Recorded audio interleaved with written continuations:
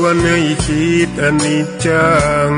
ทุกสิ่งไม่ยั่งยืนจีรังย่อมผุพังตามกาลเวลาจะฝืนให้ยั่งยืนจนสิ้นโลกาอย่าได้หวังดังปรารถนาองค์พระพุทธาท่านตรัสสอนไว้เกิดแล้วคงไม่แคล้วต้องชราแก่อาคราวแก่สมปัญญาทั่วภารามีโถมไปเจ็บทุกข์ย่อมเวียนวนมีพ้นใครๆสัตว์โลกล้วนรู้แน่แก่ใจเกิดแก่เจ็บตายหลีกไปไม่พ้นใครหลงคิดหลงติดอัตตาว่าใจแจ้งกมลแม้นใครปลงได้คงสุขล้นชีวิตมีมองมนเกิดมาเป็นคนสมบูรณ์ดับหายเพียงร่างกายไว้ชีวาแต่กุศลผลกรรมทำมาย่อมแปลงค่ากลายเป็นทุนส่งผลให้ทุกคนเวียนวนไม่สูญสุขและทุกข์เป็นไปตามทุนที่พวกคุณได้ก่อทำมา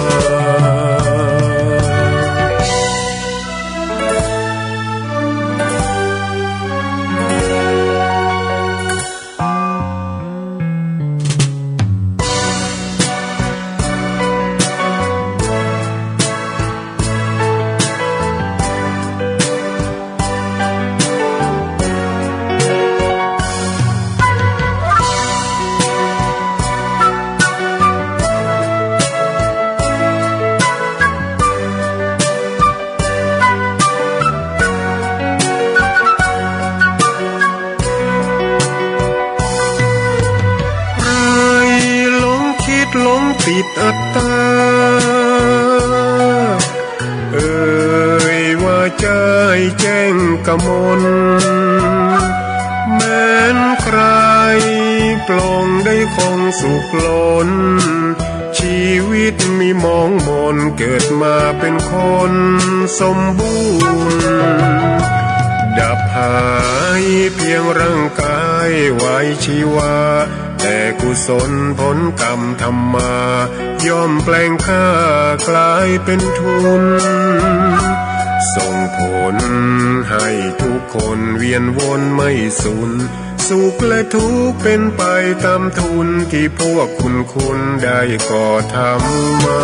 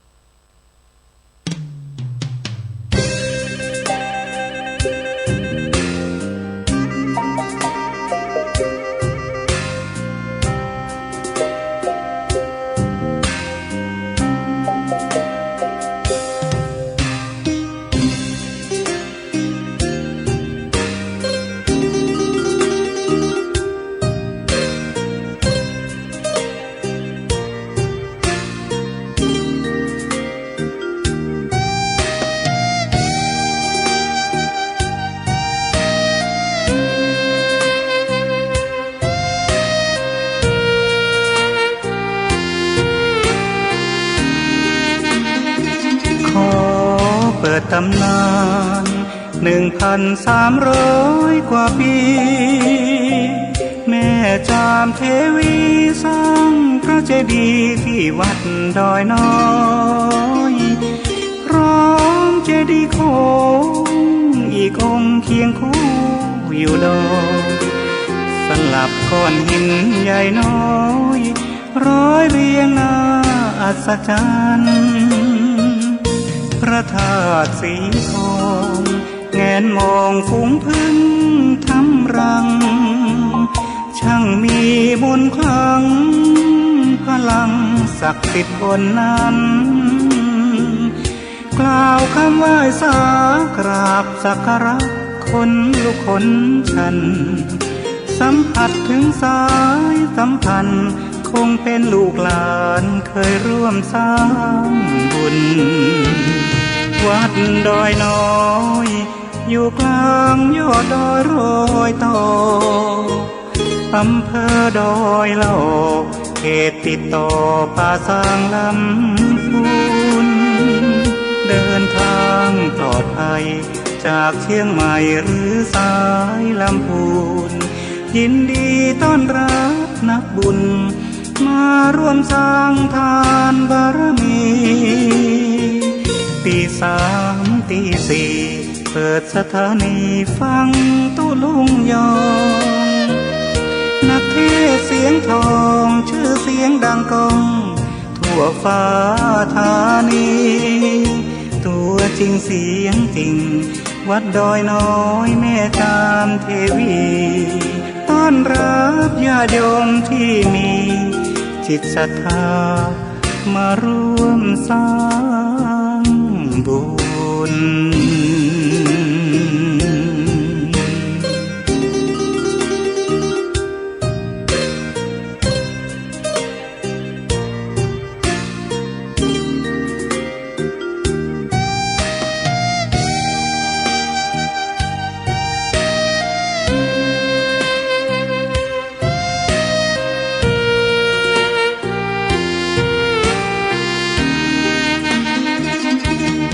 วัดดอยน้อ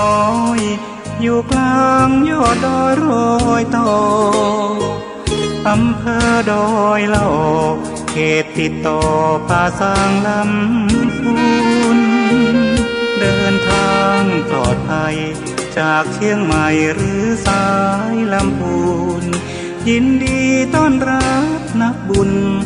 มาร่วมสร้างทานบารมีตีสามตีสี่เปิดสถานีฟังตุลุงยอง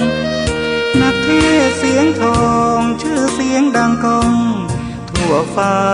ธานีตัวจริงเสียงจริงวัดดอยน้อยแม่จามเทวีต้อนรับญาติโยมที่มีจิตศรัทธามาร่วมสร้างบุญ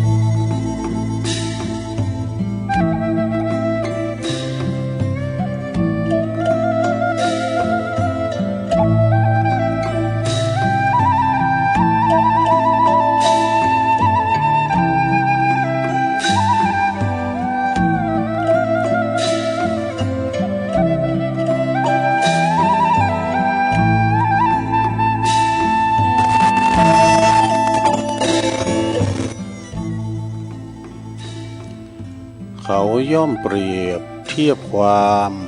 ยามว่ารักแม้น้ำผักต้มขมชมว่าหวานครั้นจืดจางห่างเหินไปเนิ่นนานแม้น้ำตาลยังว่าเปรี้ยวไม่เหลวแหล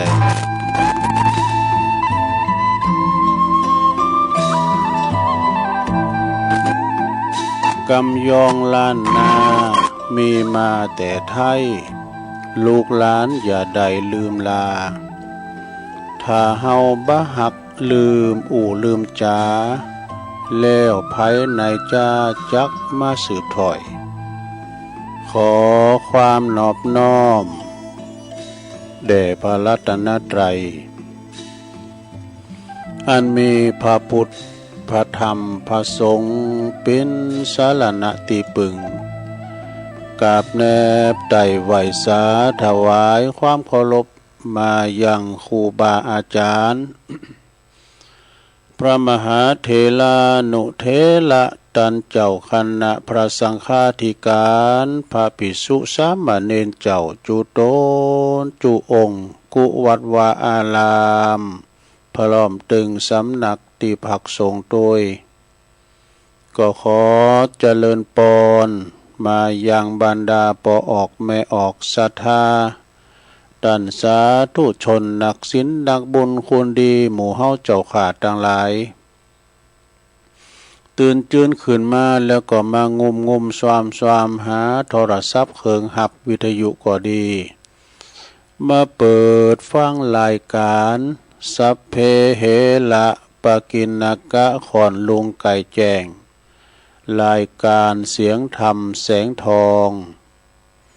รายการเสียงธรรมแสงทองนี้ก็รับผิดชอบบริหารเวลาดำเนินรายการโดยต้นตัวแห่งอาตมาภาพเก่ากระผมตุลุงนันชัยวัฒนาคเสโนจัดรายการอยู่ที่บุญห้องทรงของวัดพระธาตุดอยน้อยตำบลดอยหล่ออำเภอดอยหล่อจังหวัดเชียงใหม่มาปบมาปะกันในยามค่ำคืนในขณะที่เปิ้นรับไหลกันน่ะมันรับโมนยามอีเนาะเวลาหมก2 โมง 3 โมงนี่รับโมนแต่ในเมื่อว่าคุณที่บนนอนบัดรับก็มีตื่นมาจับก็ดีก็มาฟังรายการตัวลุงไปเป็นกูเป็นกีมฟังแก่งอมแก่เงากันไปเนาะตัวลุงก็ลุกขึ้นมาแล้วก็กูลีกูจอเสาะหาเนาะกำอู่กำจากำอันนั้นอันนี้นะปินหมอละดกธรรมปองกาขติธรรมกาเอียนะมานำเสนอหือศรัทธาได้ฟังกันไปปินประจำของวันพัดศุกร์เสาร์วันนี้พรำว่าปินวันเสาร์ก็มีกิจกรรมเด้อยกวัดมาบ้านเอาอกเอาใจอีปออีแม่ติ๋มได้ไปวัดไปวาแต่หึงท่อมก่อนนี่ไปก่อนเปิ้นโมละตุนะไปนั่งอิงเสาวิหารจะบ่เริ่มมาเดี๋ยวนี้ไปมันลูกอ้อยนะโกกะนะโมสังขารบะให้แล้วนะก็ฟังเอาเนี่ยเนาะวิทยุเป็นกูเป็นกีมก็เดี๋ยวก็ไหวพระหับศีลด้วยกันนี่กันเนาะแล้วนอกก่อนที่จะไปตั้งคืนบุญสถานีที่เปิ้นมีโสดมีบุญต่อโสดประสาทหูเฮาถ้ามีเปิ้นเฮาก็ได้ยินได้ฟังก็เดี๋ยวจะตั้งสถานีวิทยุแล้วก็จะไหวพระให้เกินเด้อจะไหวพระสวดมนต์ก่อมพุทธคุณธรรมคุณสังฆคุณก่อนเปิดความเป็นสิริเป็นมั่งกะละเป็นมงคลกับตนกับตัวครอบครัวเฮาอยู่เย็นเป็นสุขเนาะขจัดปัดเป่าโพยภัยสนิทจังไรตั้งหลายมาลายหายสิ้นนำปาสิ่งที่ปินมั่งกะละปินมงคลเข้าคุ้มโหหอเฮินเฮาปินการต่อไปพร้อมแล้วก็กราบหนึ่งกับ2กับ3อิมินาสกาเลนะพุทธังอภิปูชยามาอิมินาสกาเลนะธัมมังอภิปูชยามาอิมินาสกาเลนะสังฆังอภิปูชยามาอะระหังสัมมาสัมพุทโธภควาพุทธังภควันตังอภิวาเทมิสวากขาโตภควตาธัมโมธัมมังนามัสสามิสุปฏิปันโนภควโตสาวกสังโฆสังฆังนามามิ นะโมตัสสะภะคะวะโตอะระหะโตสัมมาสัมพุทธัสสะนะโมตัสสะภะคะวะโตอะระหะโตสัมมาสัมพุทธัสสะนะโมตัสสะภะคะวะโตอะระหะโตสัมมาสัมพุทธัสสะอิติปิโสภะคะวะอะระหังสัมมาสัมพุทโธวิจาจารณะสัมปันโนสุขโตโลกวิทูอนุตตโลปุริสธรรมสารทิสัทธาเทวมนุสสานังพุทโธภะคะวะติสวากขาโตภะคะวะตาธัมโมสันติติโกอากาลิโกเอหิปัสสิโกโอปันนะยิโกปัจจัตตังเวทิตาโปวินโยเหติสุปฏิปันโนภะคะวะโตสาวกสังโฆอุจจุปฏิปันโนภะคะวะโตสาวกสังโฆยายะปฏิปันโนภะคะวะโตสาวกสังโฆ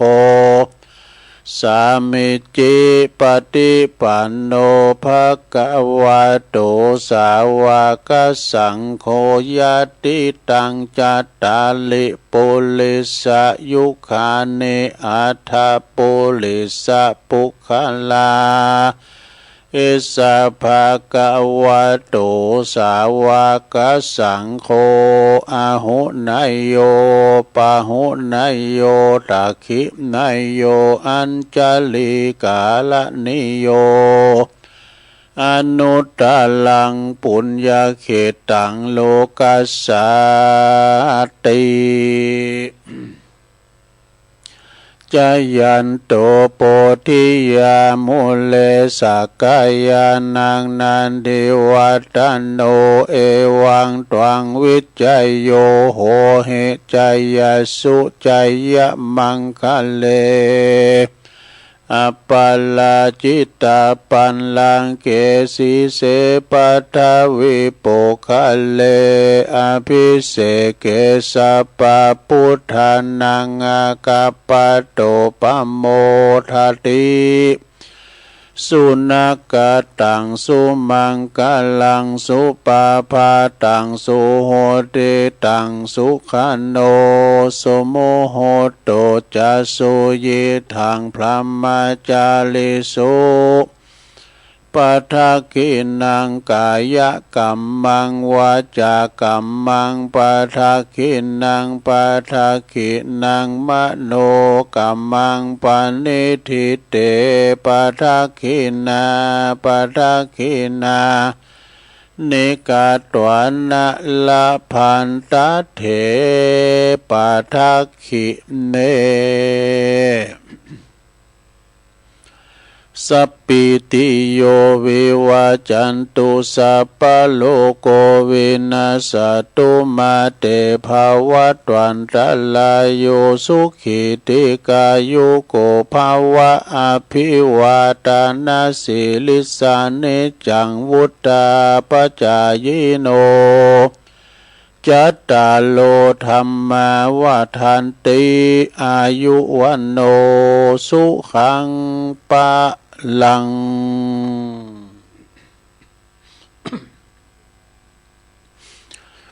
เอาละเนาะศรัทธาญาติโยมต่างหลายตุลุงก็ปิ้นเก้าปิ้นโหนำสวดบนไปปิ้นตีเรียบร้อยก็ขอกุณปฏิตาไหลลัตนะผ่านแผ่วพระแก้วเจ้าตั้งสามประการเนาะจุงโดนบานดาลมาปกป้องคุ้มครองรักษาพระพุทธศาสนาวัดวาอารามห่วงแก้วทั้งสาม มาปกป้องรักษาดูแลครูบาอาจารย์พระสงฆ์องค์สามเณรเจ้าเปิ้นอยู่กับวัดกับวาเนาะได้มาปิ้นหนอเนื้อนาบุญศรัทธาได้มาไหวมาสามาทำบุญตานโก้เข่าก็ดีตานทำบุญวันเกิดก็ดีทำพิธีกรรมต่างๆสื่อโพลาจาตากาปัดเคาะเลาะนามต่างๆเนาะพิธีสังฆกรรมนี่ก็ปึ้งปาอาศัยเมตตาธรรมครูบาอาจารย์พระสงฆ์องค์เจ้าก็กำกันไปวัดกำวัดบ้านกำบ้านเนาะมีการมีงานเขาก็ช่วยเหลือเฟื่อไฟกันไปนะครูบาอาจารย์พระสงฆ์องค์เจ้าเปิ้นก็มาช่วยกันพอวัดพอว่าปกสร้างห่างแปลงศาสนาวัตถุการกรุงลุงเริงเนาะสะเติงบรรงามนะปอหลวงแม่หลวงเขาก็ขอให้มีสุขภาพพลานามัยสมบูรณ์แข็งแรงเด้อกินข้าวลำกินน้ำลงแล้วก็ปิ้นลมโพลมใสของลูกของหลานกันต่อไป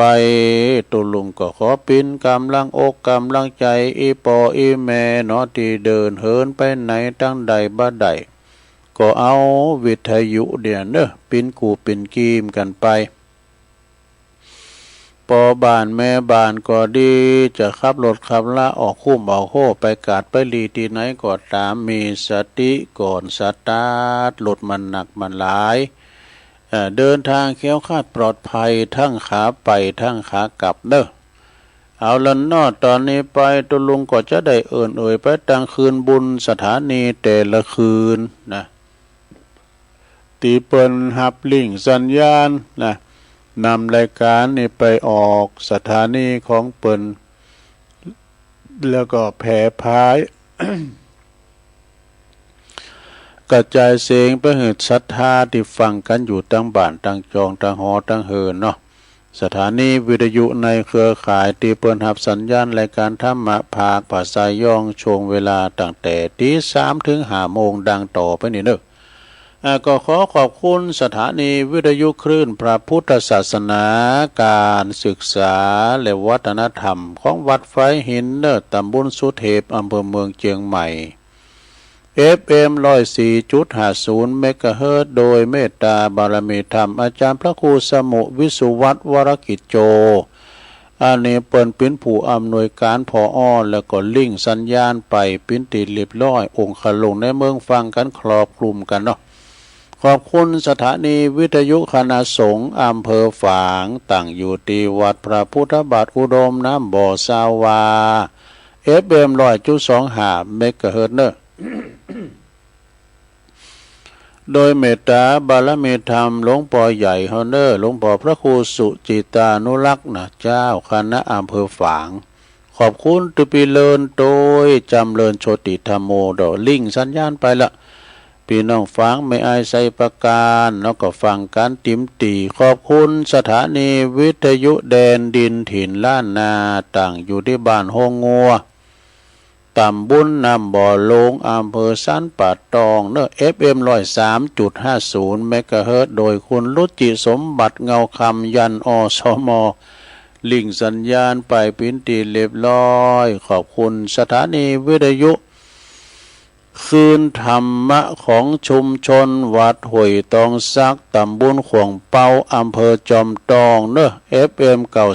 98.75 เมกะเฮิรตซ์โดยเมตตาบารมีธรรมอาจารย์พระครูวาปีวรมานิตเนอะโซนไต่สายแต่ก็ฟังตั้งแต่เพ่งมาละขอบคุณสถานีวิทยุมนต์เสียงธรรมจากอำเภอแม่แจ่มวัดบุพาราม FM 106.25 เมกะเฮิรตซ์เนอะโดยเมตตาบารมีธรรมอาจารย์หลวงพ่อพระครูมงคลวิสิทธิ์หลวงพ่อเจ้าคณะอำเภอแม่แจ่มเนอะขอบคุณท่านพระปลัดอุทัยถึง2อุทัยเปิดเฝ้าสถานีลิงสัญญาณไปปีน้องตั้งแม่แจ่มก็ฟังกันหลายเนาะขอบคุณสถานีวิทยุเน็กเนลเรดิโอ FM 96.75 เมกะเฮิรตซ์ตั้งอยู่ที่บ้านโจงตำบลทุ่งกวาวห่างหุ้นส่วนจำกัดอนุสรณ์เรดิโอ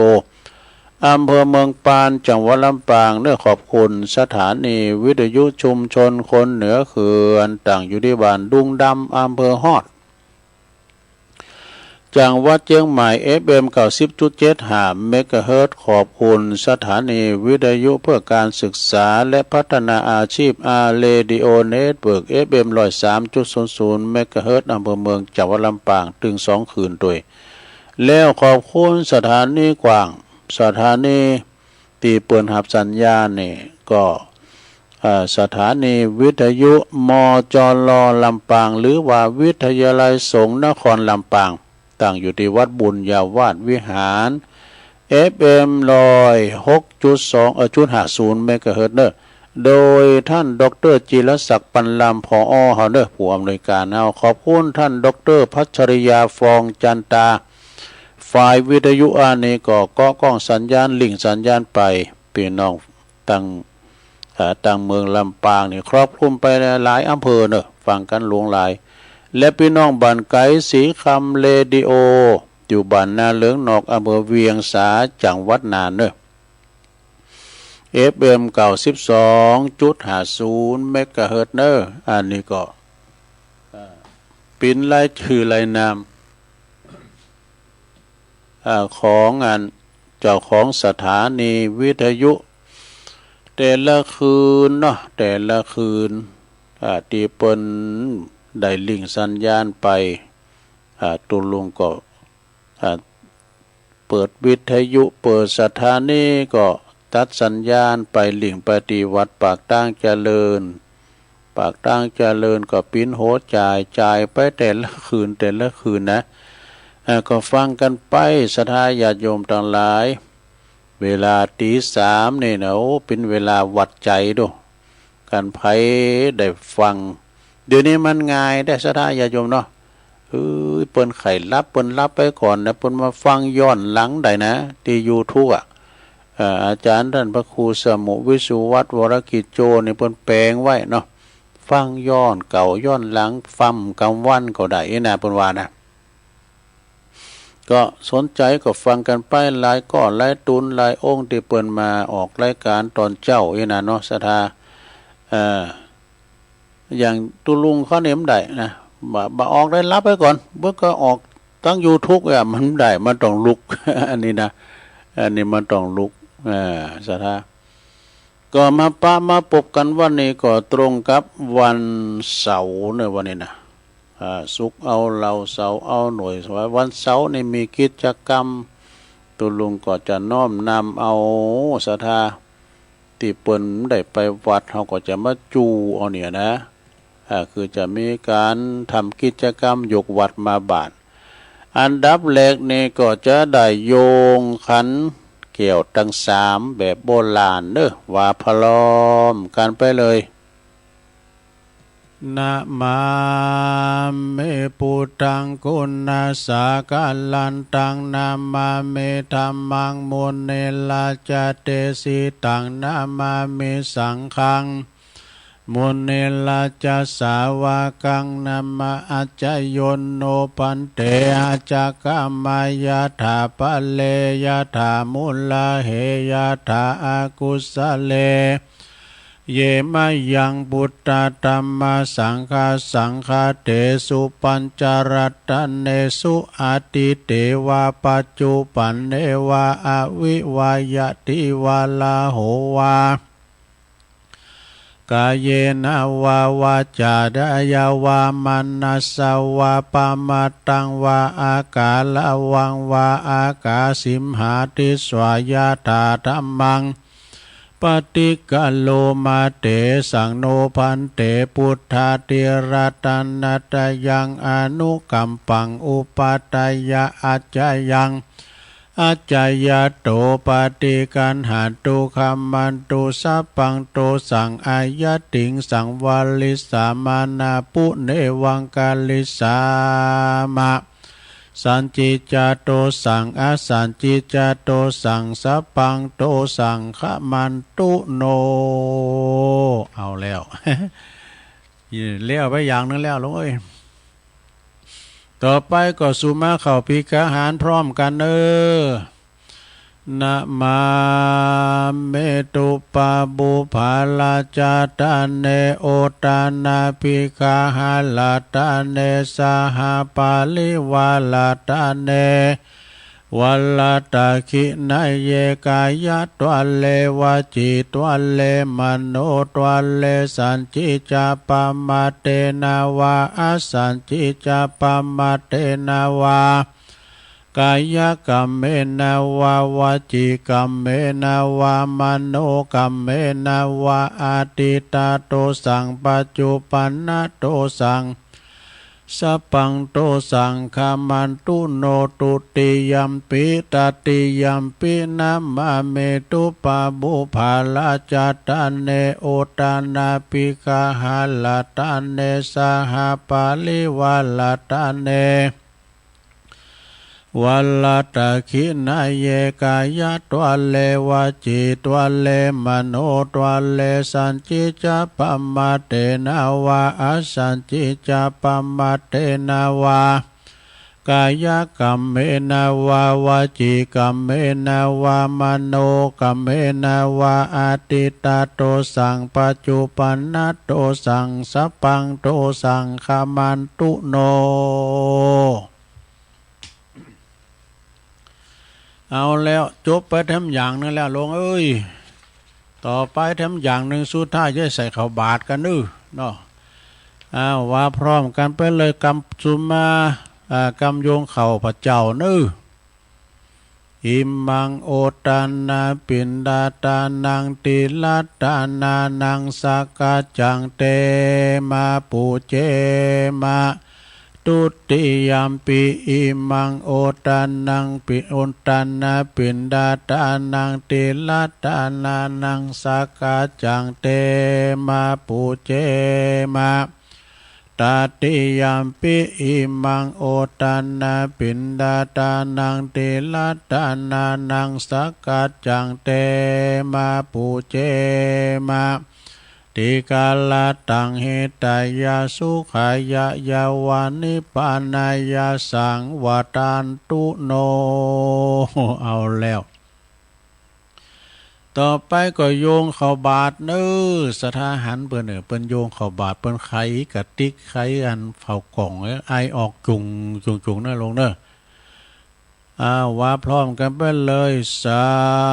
ธุโอกาสาโอตานาปินดิปาตังตานังนิปานาปัจจายโยโหนตุโนนิจังโอตานาปินดิปาตังตานังนิปานาปัจจายโยโหนตุโนนิจังโอตานาปินดิปาตังตานังนิปานาปัจจายโยโหนตุโนนิจังเอาแล้วศรัทธาญาติโยมทั้งหลายตอนนี้ไปเขาจะไปตั้งแถวเขาจะได้ไปใส่ข้าวบาตรลงเอาไปตั้งแถวที่โฮงหลวงปุเลยโฮงครูบาปุนะเอาไปตั้งแถวปอจายอยู่แถวนาพระเทพบุตรอยู่แถวนาเทวดาไม่ยิงอยู่แถวหลังแล้วก็ถอดแคบถอดเกือบกัน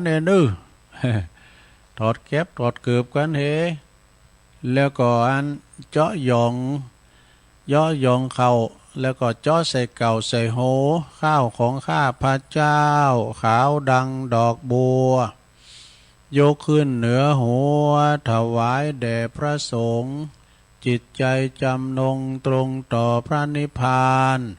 ขอให้ถึงเมืองแก้วขอให้แคล้วบ่วงมาร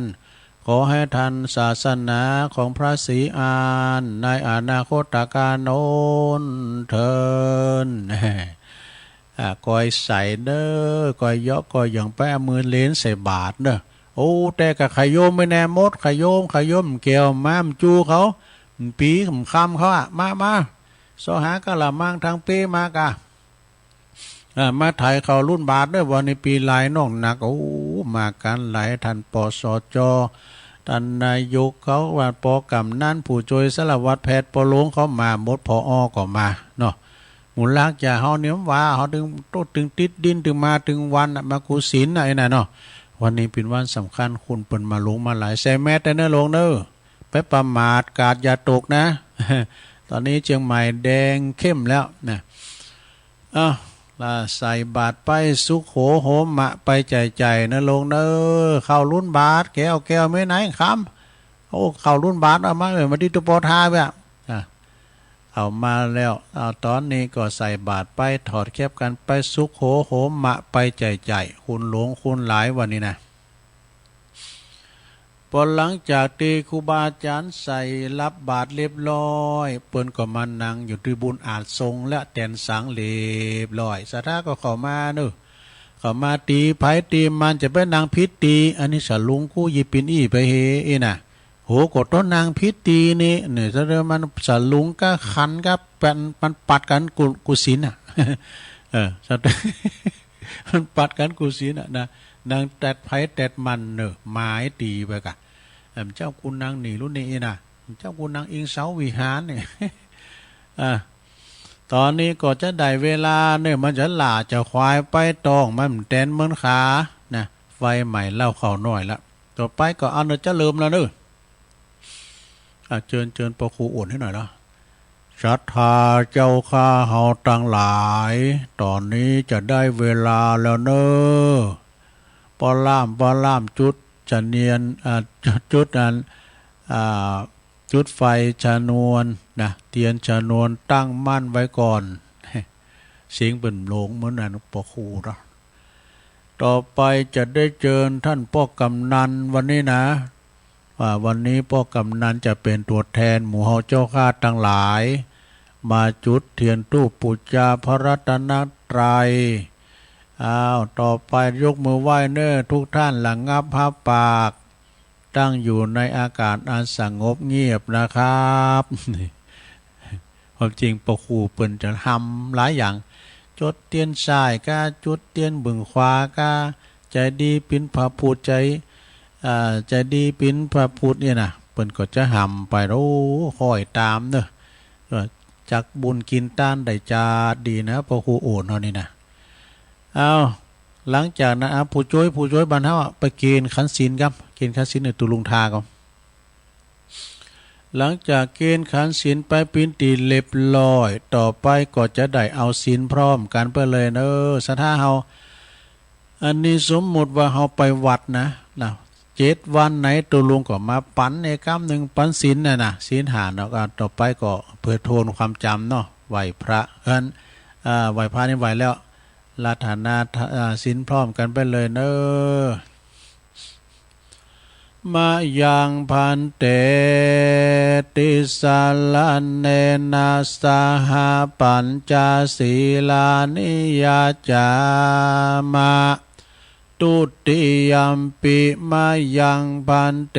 ติสาลเนนะสหปัญจศีลานิยาจามะ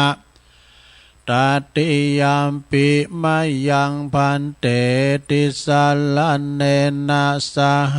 ปัญจศีลานิยาจามะนะโมตัสสะภะคะวะโตอะระหะโตสัมมาสัมพุทธัสสะนะโมตัสสะภะคะวะโตอะระหะโตสัมมาสัมพุทธัสสะนะโมตัสสะภะคะวะโตอะระหะโตสัมมาสัมพุทธัสสะพุทธังสรณังคัจฉามิธัมมังสรณังคัจฉามิ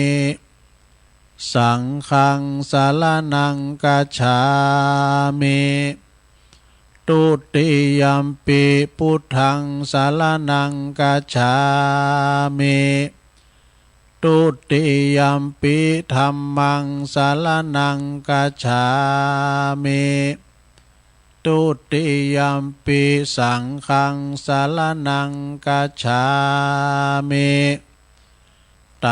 ติยัมปิพุทธังสรณังคัจฉา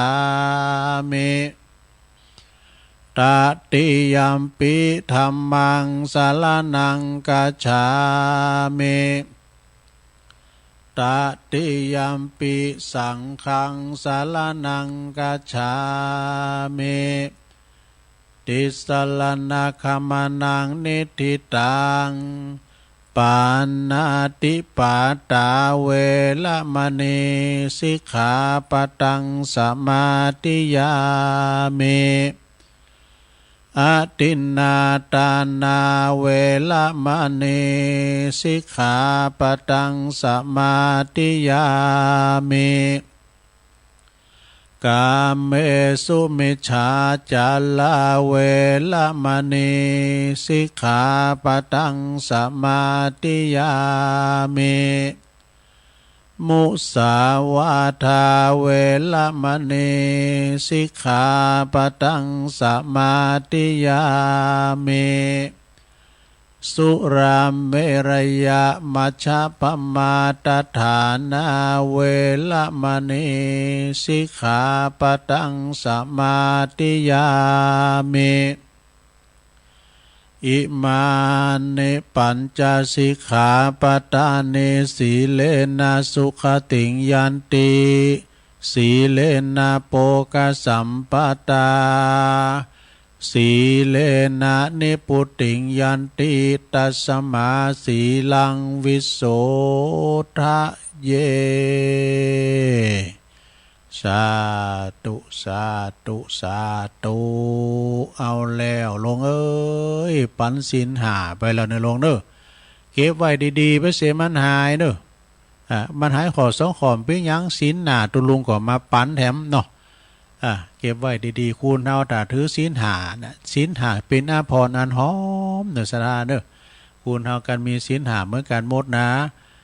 บ้านเมืองเขาจะอยู่สงบสุขเด้อมีไผขาฟันบั่นแตงกันอยู่กันอย่างมีความสุขอย่างฮักกันฮักกันแป้งกันนะเมื่อว่าฮับศีลไปแล้วศรัทธาญาติโยมทั้งหลายต่อนนี้ไปก็จะปิ้นการที่ว่านี่กันนะสวดพญานกยุงทองกันเนาะสวดพญานกยุงทองนี่สมควรที่ว่าสวดกุดข้างอย่างวัดประทานโดยหน่อยหลวงพ่อเปิ้นกล่อมหลานเนาะสวดทุกข้างเพราะว่าสวดมนต์สวดธรรมจักรในกูเตือปิ้นพญานกยุงทองก่อนออกลาหาเหยื่อไปหากินตั้งบันตั้งถืนตั้งถ้ำตั้งป่าตั้งเขานี่นะพญานกยุงทองปกติจะสวดอุตเตอาเปนโมหปริตบทเนี่ยเนื้อศรัทธาเขี้ยวขาดปลอดภัยนายพานดักแห้วไว้ไหนก็แห้วมันถึงได้ชักเตือเขี้ยวขาดปลอดภัยนะลงเขาว่าเด่นพิจารณาตุลุงจะว่าจ้าก็มันก็ขึ้นว่าจับลุงเข้ามาจำเป็นต้องว่าวุยให้หน่อยนะอุเตตยัญจคุมาเอกาลาจาหาลิสวันโนปตาวิปาปาโสตังนามาสามิหาลิสวันนังปตาวิปาปาสังตายาสากุตาวิหาเลมุติวสังเยปลัมมานาเวตากุสัพพธรรมเมเตเมนะโมเตจามังปะลายันตุนามาตุพุทธานังนามาตุโพธิญาณโมวิมุตตานังนะโมวิมุตติยาอิมังโสปาลิตังกัตตวโมโลจาลติเอสนาอเปตยัญจคุมาเอกาลาจาหาลิสวันโนปาตาวิปาปาโสตังนามาสามิหาลิสวันนังปาตาวิปาปาสังตายาสากุตาวิหาเลมูลติงเยปลัมมานาเวตากุสัพพะธัมเมเตเมนะโมเตจามังปะลายันตุนามาตุพุทธานังนามาตุโพธิญาณโมวิมุตตานังนะโมวิมุตติยาอิมังโสปาลิตังกัตตวโมโลวัสสมะกะปะยิติโมลปาลิตังเอาแล้วศรัทธาญาติโยมทั้งหลายตุลุงก็ปิ้นเก้าปิ้นโหสวดอันนี้เป็นเรียกว่าสวดโมหปาลิตพญานกยุงทองล่าเหยื่อเคี้ยวคลาดปลอดภัยก็พอออกศรัทธาก็เหมือนกันเนอะไปแพะไปป่าไปตุงไปนานะ หรือว่าจะไปตังในบัตรในเมืองขับรถขี่ล่าไปก็ดีขอแคล้วคลาดปลอดภัยทุกตารางกิโลเมตรของการเดินทางนะภารกิจของท่านในวันนี้และวันต่อๆไปก็ขอให้ภารกิจนั้นนะสำเร็จทุกประการ ไปเนื้อไปไต่ไปไก่ไปไกลก็ดีขอให้เขี้ยวขาดปลอดภัยเนื้อพญานกยุงทองอันนี้เป็นคาถาของเพิ่นเนาะอ้าวจบไปทำอย่างนี้ต่อไปอย่างทำตุอันนี้ก็จะย่อคุณอันนี้จะไหวคุณโลมเหมือนกันนะลงเด้อถ้าไหวคุณโลมแล้วจะก็แผ่เมตตาสัพเพสัตตาแฮมเอกอะสาธุสาธุสาธุข้าขอยกมือ10 นิ้วขึ้นตั้งวางกิ้วไก่เกาเกษาบุคาจักกามันนำมาสาการไหวคุณพระพิตา21คุณพระมันดา12คุณพระแม่โพธิ์ศพ39คุณพระพุทธเจ้า56คุณพระธรรมเจ้า38คุณพระสังฆเจ้า14คุณอาจารย์10คุณกรรมฐาน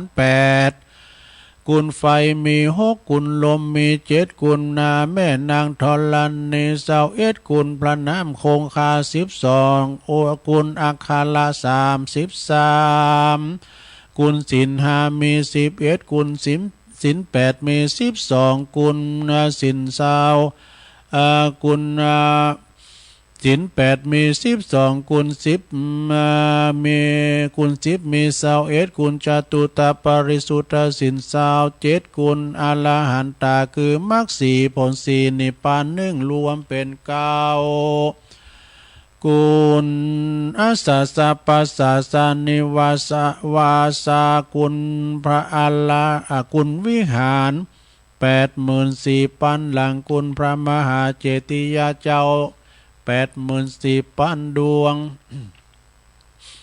ผู้ข้าขออาราธนายังกุลเจ้าทั้งหลายเหล่านี้จงได้มาเป็นสร้อยประดับสำหรับกายอันประเสริฐเมื่อข้าพระเจ้าจักดับจิตเสียงชีวิตในสังขารปีใดเดือนใดวันใดยามใดคืนใดดังอันก็ดีผู้ข้าขออาราธนายังพระคุณเจ้าทั้งหลายจงมาเปิดประตูพระนิพพานคือเวียงแก้วแก่ผู้ข้าทั้งหลายแด่เตือนนิพพานาปัจจโยโหนตุโนนิจังนิพพานังปาละมังสุขังอันนี้เป็นไหวคุณโลมในลงเนอะแบบย่อไว้ก่อนพวกก็เอาทิมตีพวกทิมตีอย่างตัวก็พระครูวรธรรมมันนาเนี่ยเป็นมีสัปปะเด็กเป็นไหวคุณโลม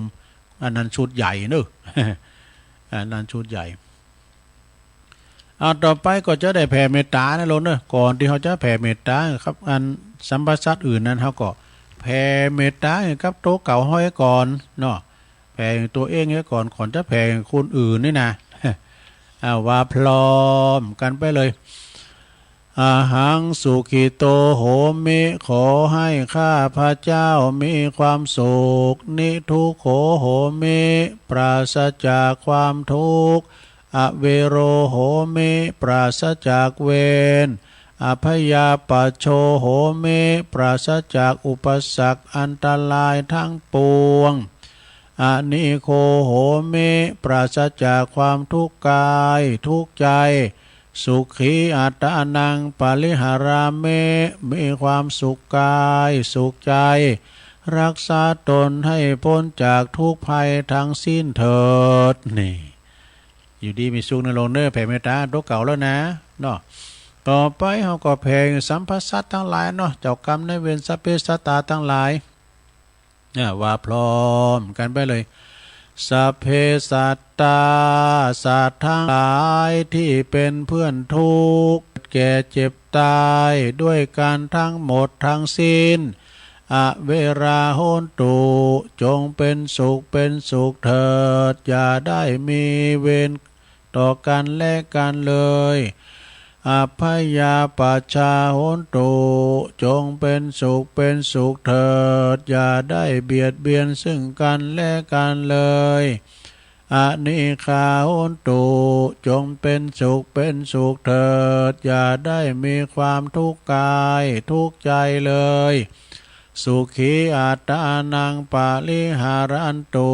จงมีความสุขกายสุขใจรักษาตนให้พ้นจากทุกภัยทั้งหมดทั้งสิ้นเถิดเอาแล้วจบไปแถมอย่างนี้แล้วลงเอ้ยอันนั้นแบบไทยเอาแบบไทยดำกำหนึ่งเนาะบทแผ่เมตตาเป็นคำกลอนเนาะข้าพระเจ้าขอตั้งจิตอุทิศผลบุญกุศลนี้ไปให้ไพศาลถึงบิดามารดาครูอาจารย์ทั้งลูกหลานญาติมิตรสนิทกันคนเคยรักเคยชังแต่ครั้งไหนขอให้ได้ในกุศลผลของฉันทั้งเจ้ากรรมนายเวรเทพเทวันขอให้ท่านได้กุศลผลนี้เทินสัพพสัตว์ทุกท่วนหน้าเทพารักษ์จงประจักษ์ในกุศลผลนี้นะขอให้ท่านประสบสุขทุกเวลาสมดังข้าอุทิศให้ด้วยใจเทินสาธุสาธุสาธุอันนี้แผ่เมตตาแบบไทยนะสถานเด้อต่อไปเอาแบบเมืองอีกคำหนึ่งแบบเมืองอย่างตุเขาจะอีตั้งอย่างกีจีน ตามแบบฉบับอันนี้เปิ้นบอกว่าตัวลุงมานิดเนาะหลวงพ่อมานิดว่าเอาแบบเมืองอีกคำตุลุงเนี่ยเอาก็เดี๋ยวชัยวัดจัดให้เอาเลย1 2 3อิตังตานากรรมังนิปานาปัจจายโยโหนตุโนนิจังอิตังศีลากรรมังนิปานาปัจจายโยโหนตุโนนิจังอิตังภาวนากัมมังนิปปานาปัจจายโยโหนตุโนนิจังยังกินจิกุสลังกาตาปังกัมมังสเปเหกาเตเหกาตังปุญญังโนอนุโมตันตุ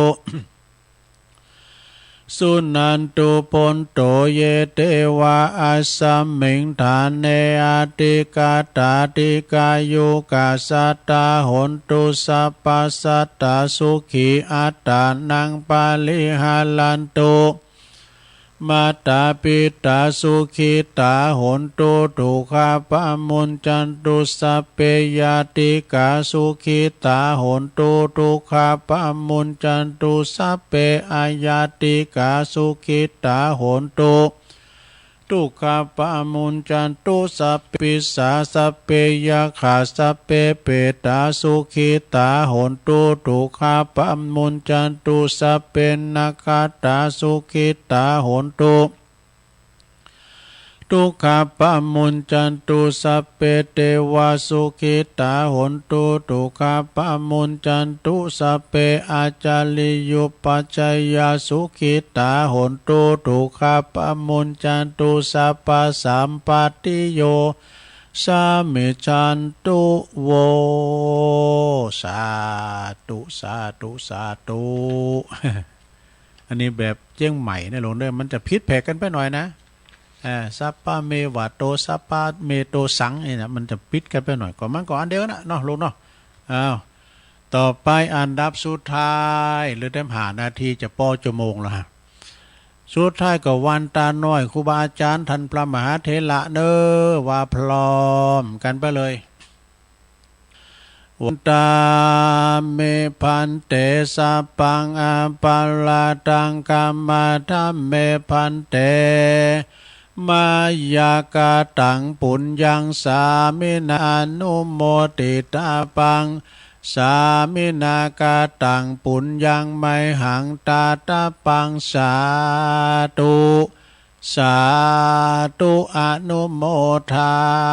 เมกะกะโยธัมมาวะจันติอายุวันโนจุขังปะลังสาธุสาธุสาธุครูบา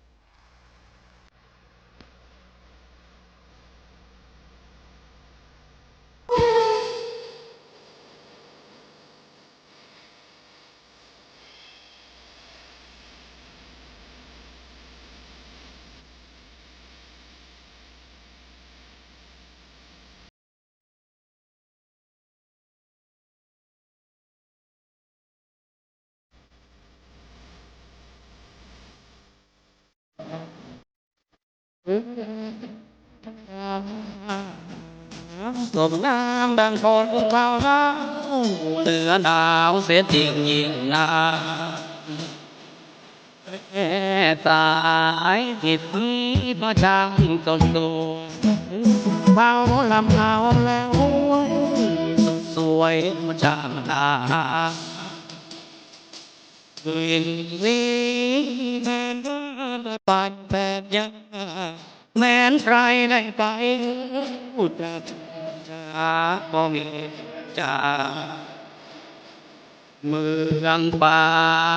ที่นี้เป็นเจ้าไม่เคยกันดาสางฟ้า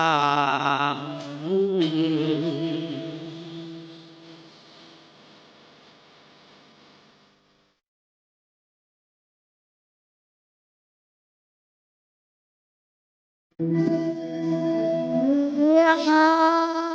ไม่อายประเสริฐ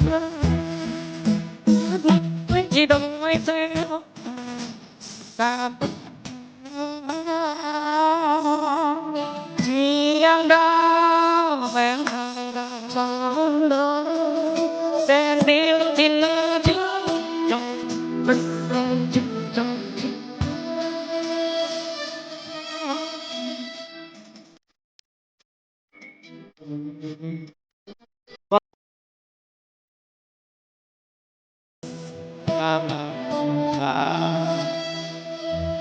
ลาแล้วเมืองฟ้าจะให้ยังไงจำจากเมืองเหนือฝันใจบน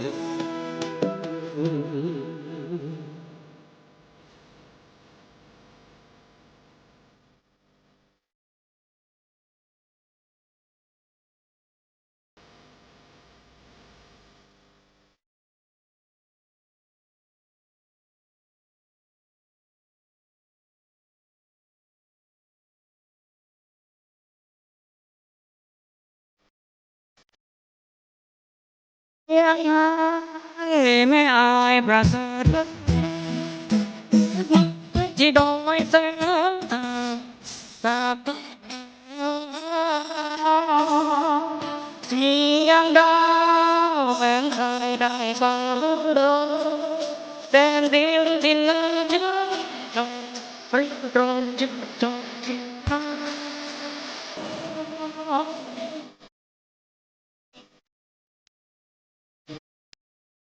พอเกิดเป็นจุด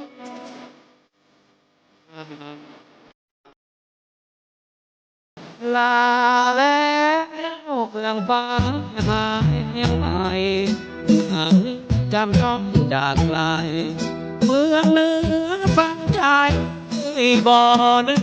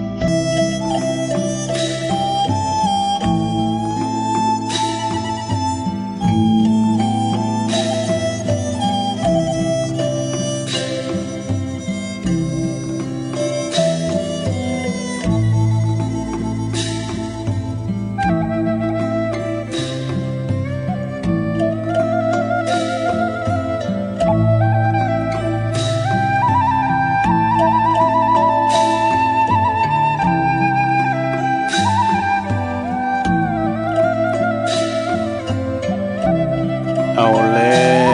วศรัทธาสาธุชนญาติโยมทั้งหลายตุลุงก็พักเบรกนะคือพักครึ่ง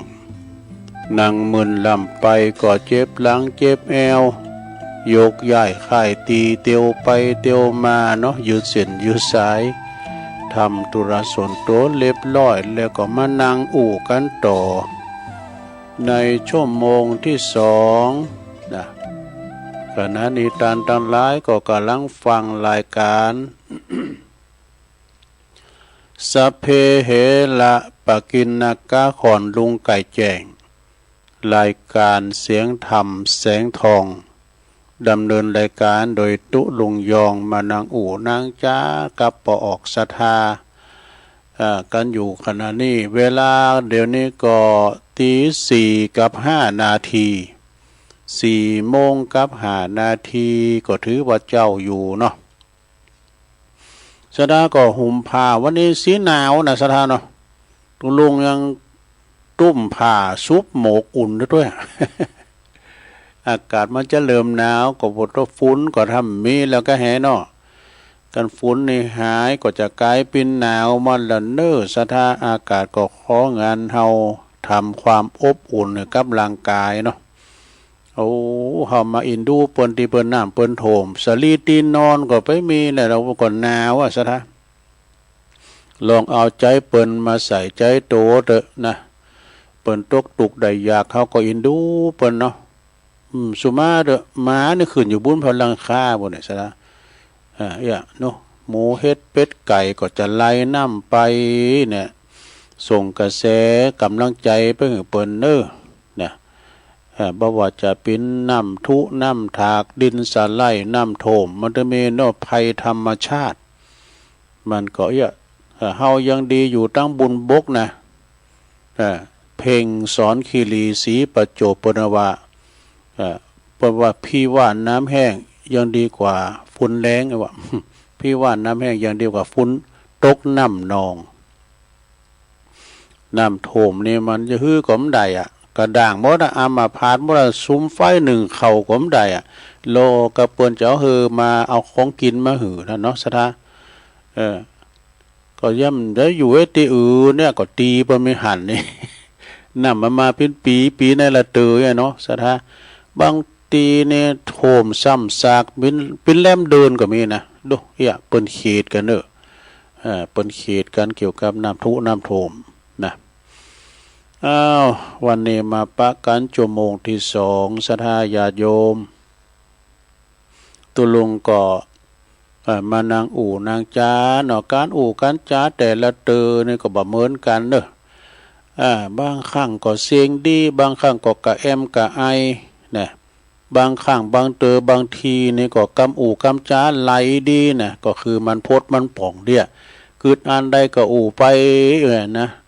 แต่บางวันเนี่ยแสดงมาก็แตนนะคือตันนะกึดบ่พดบ่ผิวเหาะนะจะอู่อันใดการอู่การจ้านี่มันก็มีอารมณ์การอู่นะซะนะซ้ำเตอก็โอ้พอกันนาฬิกาหมดใดมันจะจบสักเตยนะเอาอู่มันกูเสียว่าโมนก็สะท้าฟังก็บ่โมนไปตัวนะต้องทำอกทำใจก่อนที่จะเข้ารายการเนี่ยต้องซอหานะกำอู่กำจ้ากำนำกำทำก็นะเอามานำเสนอเพราะว่าซ้ำเตอก็ตกมาตายก็มีนะอยู่กลางสนามรบมันมีดาบนี่นะเนาะตายกะต้องเกมไว้นะกำอู่กำจ้าต่างๆซ้ำเตอก็อู่ดีซ้ำเตอซ้ำวันก็อู่บ่ค่อยดีมันพดมันผิวมันเต้นเนาะนั่นก็ขออภัยกันด้วยศรัทธาเนาะถ้าได้ก็ซ้ำเก่าซ้ำใหม่ตุลุงว่าก็มาอู่เนี่ยอย่ามาอู่ทำแล้วนะซ้ำเตอก็ซ้ำเก่าซ้ำใหม่ว่าคุณเฒ่าได้ซ้ำเตอก็อู่แล้วอู่แฮมเมียกะนะจะได้กดตามเนาะก็ฟังกันไปนะวันนี้ก็ชั่วโมงที่2นี่ก็จะน้อมนำเอาพระธรรมเทศนาเป็นมรดกธรรมเนอะธรรมนี่ก็มีเจ้าภาพนะอันมีเจ้าสมณะศรัทธาแล้วก็มหาโมลศรัทธาปูนปีน้องตังดอยสะเก็ดป่าไม้แดงโดยการนำของหลวงปู่มานิษฐาวโลสำนักสงฆ์จะพินวัดละนะวัดมีโชคหอมบุญเปิ้นมากับศรัทธา1 ลำรถตู้มาถวายภัตตาหารเพลนี่ที่วัดพระธาตุดอยน้อยหลวงพ่ออยู่พอดีตุเจ้าอยู่ตุเจ้าน้อยก็อยู่แล้วก็กันเดียวก็มาประกาศและจื่อและนามนี่นะเนาะศรัทธาก็ ก็เดี๋ยวก็ค่อยมาประกาศและจือและแนมวันนี้ก็ต่างทำไว้เอาทำยังมาเดดตุลุงเขานี่ก็เลยกำเอาทำมานี่กันนะลูกพราหมณ์ตายทำบุญอุทิศไปหาผู้ที่วายชนไปเปลี่ยนถ้ำยังลูกพราหมณ์ตายเนี่ยก็เดี๋ยวก็มาประกาศเจ้าภาพและจือเปิ้นแล้วก็สรุปธรรมเนาะเอาฟังธรรมไว้ก่อนลูกพราหมณ์ตายนะฟังไปรับไปลงเนอะ นี่ชาลาภาพนักแก่เหมือนกัน ปากป้อมเป็นกับอ่ะเกี่ยวขี่ม้าไม่เอาครูบาขอฉันน้อยเนาะขอขี่ม้าขี่เมงหน่อย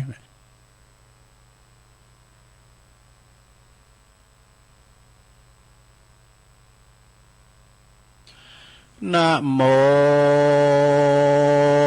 ตัสสะภะคะวะโตอะระหะโตสัมมาสัมพุทธัสสะทัตตานัมปิสังคัสสะเตอาตินนากาตาอัญญาตาลังพรามมนังอัลลปะกะเทสิกาถาอันนี้พระพุทธเจ้าต้นภาพเงาติโลกาปราลบซึ่งพรามผู้หนึ่งอันอยู่ในเมืองสาวัตถีผู้มีเขาของสัมปติมากลายพรามผู้นี้ก็มีลูกชายผู้หนึ่งเป็นที่รักจำเลินใจยิ่งหนักเต้าว่าลูกชายผู้นี้ก็มามีเปียทิอันมาเบียดเบียนตนอยู่มาบ่อนานเต้าใดลูกพรามผู้นั้นก็ถึงเซิงอันตายไปหันแลในกาลละเมื่อลูกพรามตายไปดังอันก็มีความมาอาลัยโศกตุกมากหนักพรามก็ร้องลำให้ลำลักไปมาเพราะว่ามีความทุกข์ขาบ่อน้อยเหตุหลักลูกน้อยตนตายจึงกาดตำเลิกซากทรงสการนำไปเผาเสียในป่าจ้าแล้วก็หาเสื้อผ้าคัวใบตั้งเสือสาดไปไว้ในมณฑปตนอันตนได้แปลงไว้นั้นแล้วก็แต่งใจยังฆ่าคัวผู้หนึ่งอยู่รักษาและส่งเขาน้ำและอาหารตั้งเขาแหล่งเขาง่ายแก่ลูกชายตนจุวันก็มีและส่วนว่าตาสีคนใจผู้นั้นก็อยู่รักษาส่งเขาแหล่งง่ายแก่ลูกชายตั้นพรามนับว่าได้พามหมานปีหนึ่งบ่ได้ขาดสักวันก็มีและเอกาติว่าสั่งยังเมในวันหนึ่งฝนก็มาตกน้ำก็มันนองมากหนักใจตาสีคนใจผู้นั้นก็บ่อาจจะข้ามน้ำไปได้ก็ลวดยืนอยู่ริมฝั่งแม่น้ำนั้นและในขณะยามนั้นยังมีเจ้าภิกขุตนหนึ่ง ประกาศด่วนเพิ่งได้รับแจ้งข่าวด่วนน้ำยาย้อมผมกำลังจะถูกเลิกใช้ทั่วประเทศแล้วร้านทำผมส่วนใหญ่กำลังเผชิญกับการปิดกิจการเพราะต่อไปนี้เราไม่ต้องย้อมผมอีกต่อไปทั้งหมดนี้เกิดขึ้นเพราะมีนักศึกษาคนหนึ่งในกรุงเทพผู้ซึ่งใช้เวลาวิจัยกว่า10 ปีก็จะเดินไปปินที่บาทเขาปีคู่เจ้าก็มาลอดที่นั่นส่วนอันว่าใจผู้นั้นได้หันได้อาหารก็มีใจมีมันยินดีมากนักมันก็จึงเอาเขาอันจักไปส่งให้ลูกชายท่านพรามนาละไปใส่บาตรเจ้าปีคู่แล้วก็มาอุทิศบุญญาติน้ำอันนั้นไปหาไปถึงยังลูกชายตั้นพรามผู้อันตายไปนั้นแล้วก็หนีกลับคืนสู่ยังเรือนแห่งตนก็มีแลโส ปิกุมมาโลส่วนอันว่าลูกชายพราหมณ์ผู้นั้นอันตายไปเป็นเพศอยู่ในปัจจาตินาละ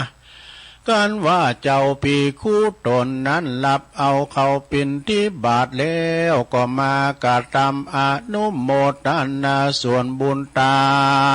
นอันนั้นโดยมีใจยินดีก็มีแลตัสสมิงกันในการณยามนานะอันว่าเขาน้ำโปจันนะอาหารติบก็มาบังเกิดแก่ลูกชายท่านพราหมณ์เป็นอันมากนักก็มีแลนาลัตติยาในกลางคืนมาลอดแล้วมันก็มาไปสำแดงเนมิทฝันแก่ป้อแห่งตนว่าดูลาป้อเฮยในกาลละเมื่อก่อนข้าก็ได้เป็นลูกหลักจำเลินใจแก่ป้อแต่ว่าเมื่อข้าได้ตายไปได้1 ปีแล้วป้อและแม่และญาติกาพี่น้องก็จักบาก็จักข้า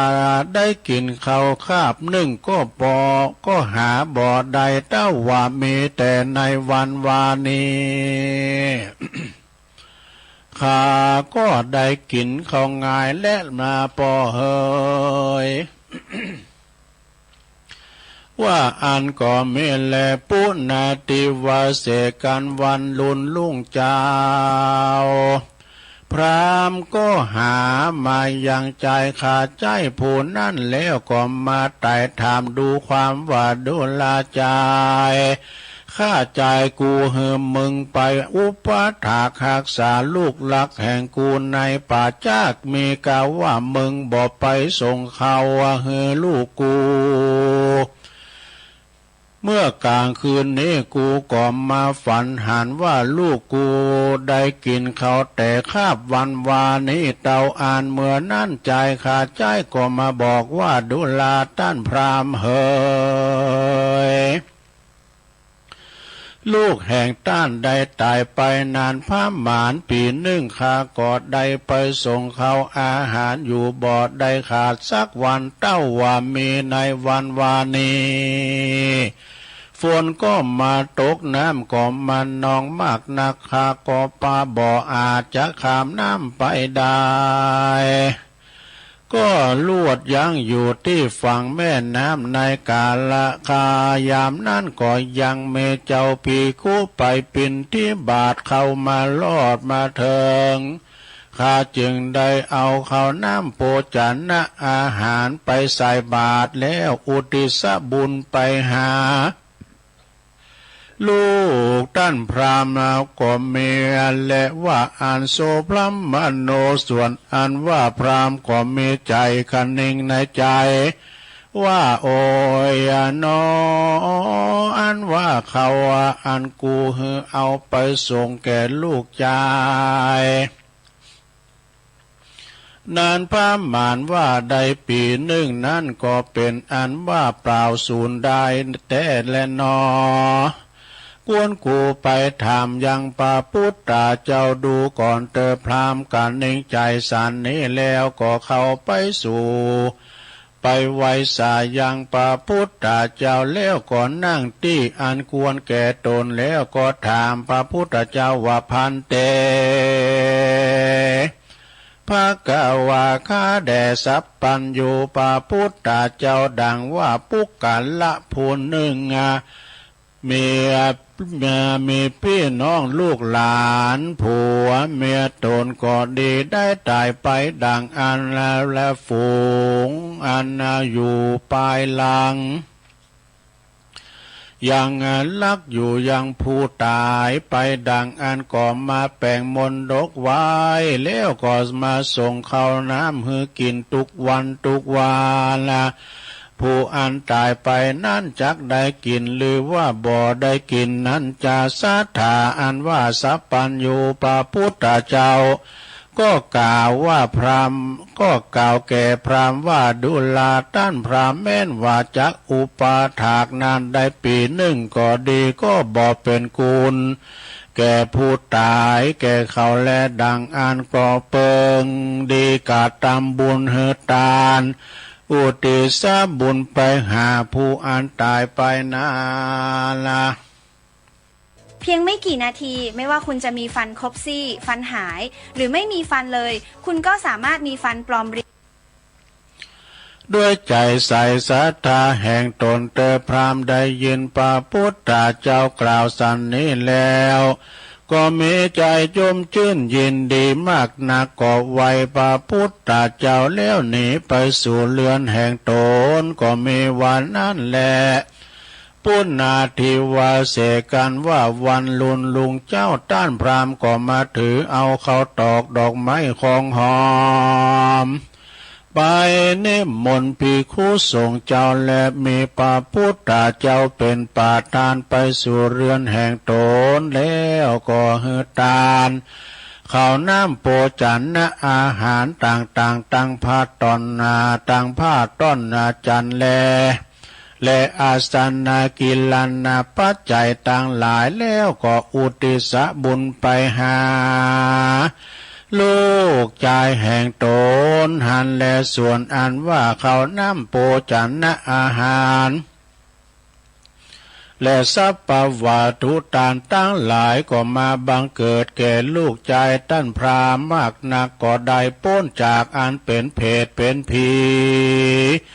แล้วก็เอาตนไปเกิดที่จันฟ้าเลิศเมืองอาสาวันวิมานคำอันสูงได้12 โยชนะในจันฟ้าตาวาทิงสาสาวันคาเทวาโลกก็มีวันนั้นแลในเมื่อพระพุทธเจ้าและภิกขุเจ้าได้ฉันแล้วฉันเขาตั้งหลายได้ฉันเขาแล้วก็ปากันเสด็จไปสู่กับคืนสู่ยังเจตวันวิหารก็มีวันนั้นแลส่วนอันว่าลูกชายต้านพรามกันว่าได้เสวยสัมปาติทิพย์แล้วก็ลงมาสำแดงให้แก่ป้อแห่งตนจุประการส่วนอันว่าต้านพรามนะเมื่อหูว่าเหตุว่าลูกแห่งตนได้เสวยสัมปาติทิพย์แล้วก็มีใจจมชื่นและยินดีมากนักมันก็หาเขาตอกดอกไม้ลำเตียนไปไวพระพุทธเจ้าว่าพันเตภกวาคาแด่สัพพัญญูพระพุทธเจ้าส่วนอันว่าการตานี้ก็มีภาลาอานิสงส์มากนักอาณาแท้แลอันว่าลูกแห่งข้าผู้อันตายไปนั้นแล้วได้อาคารได้ส่งเขาอาหารเฮอกินทุกวันบ่ขาดนานผ้ามานว่าได้1 ปีก็บ่เป็นกุลสักอันละตั้งแต่ขาดได้เฮอตานและสั่งแก่สังฆะตั้งหลายมีพระพุทธเจ้าเป็นประธานสัมปาติทิพย์ก็เกิดแก่ลูกชายแห่งข้ามากนักก็ลวดได้พ้นจากอันเป็นเพศเป็นผีได้เสวยดีอยู่ในจันฟ้าตาวติงสาปุ้นและสัทธาอันว่าสัพพัญญูพระพุทธเจ้าก็เตสันนาธรรมให้แก่พราหมณ์ผู้นั้นโดยกาถาว่าทัตวานำปิสังคสาติอานาปากันจะพระมานังปัจจัยยังไสยันนางปัจจวัฏฐสานาสานังนิจจังดุลาต้านพรามปุกกัลละผู้ใดมีใจใส่ศรัทธายินดีในกุลแก้วทั้ง3ได้ปูจาสา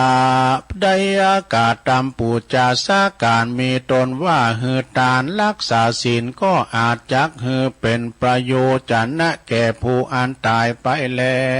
วและยังและผู้ยังอยู่เป็นอันมากนักแลปุกกัลละบอกกลาจากสุข3 ประการบ่อยาจะแลนาเตสันนาวสาเนในเมื่อแล้วยังพระธรรมเทศนาแห่งพระพุทธเจ้าอันนี้พราหมณ์ผู้นั้นก็ได้ถึงโสตาป ฏิภาลาคือเป็นโสดาบันตามบุญสมปานแห่งตนก็มีวันนั้นแหละนา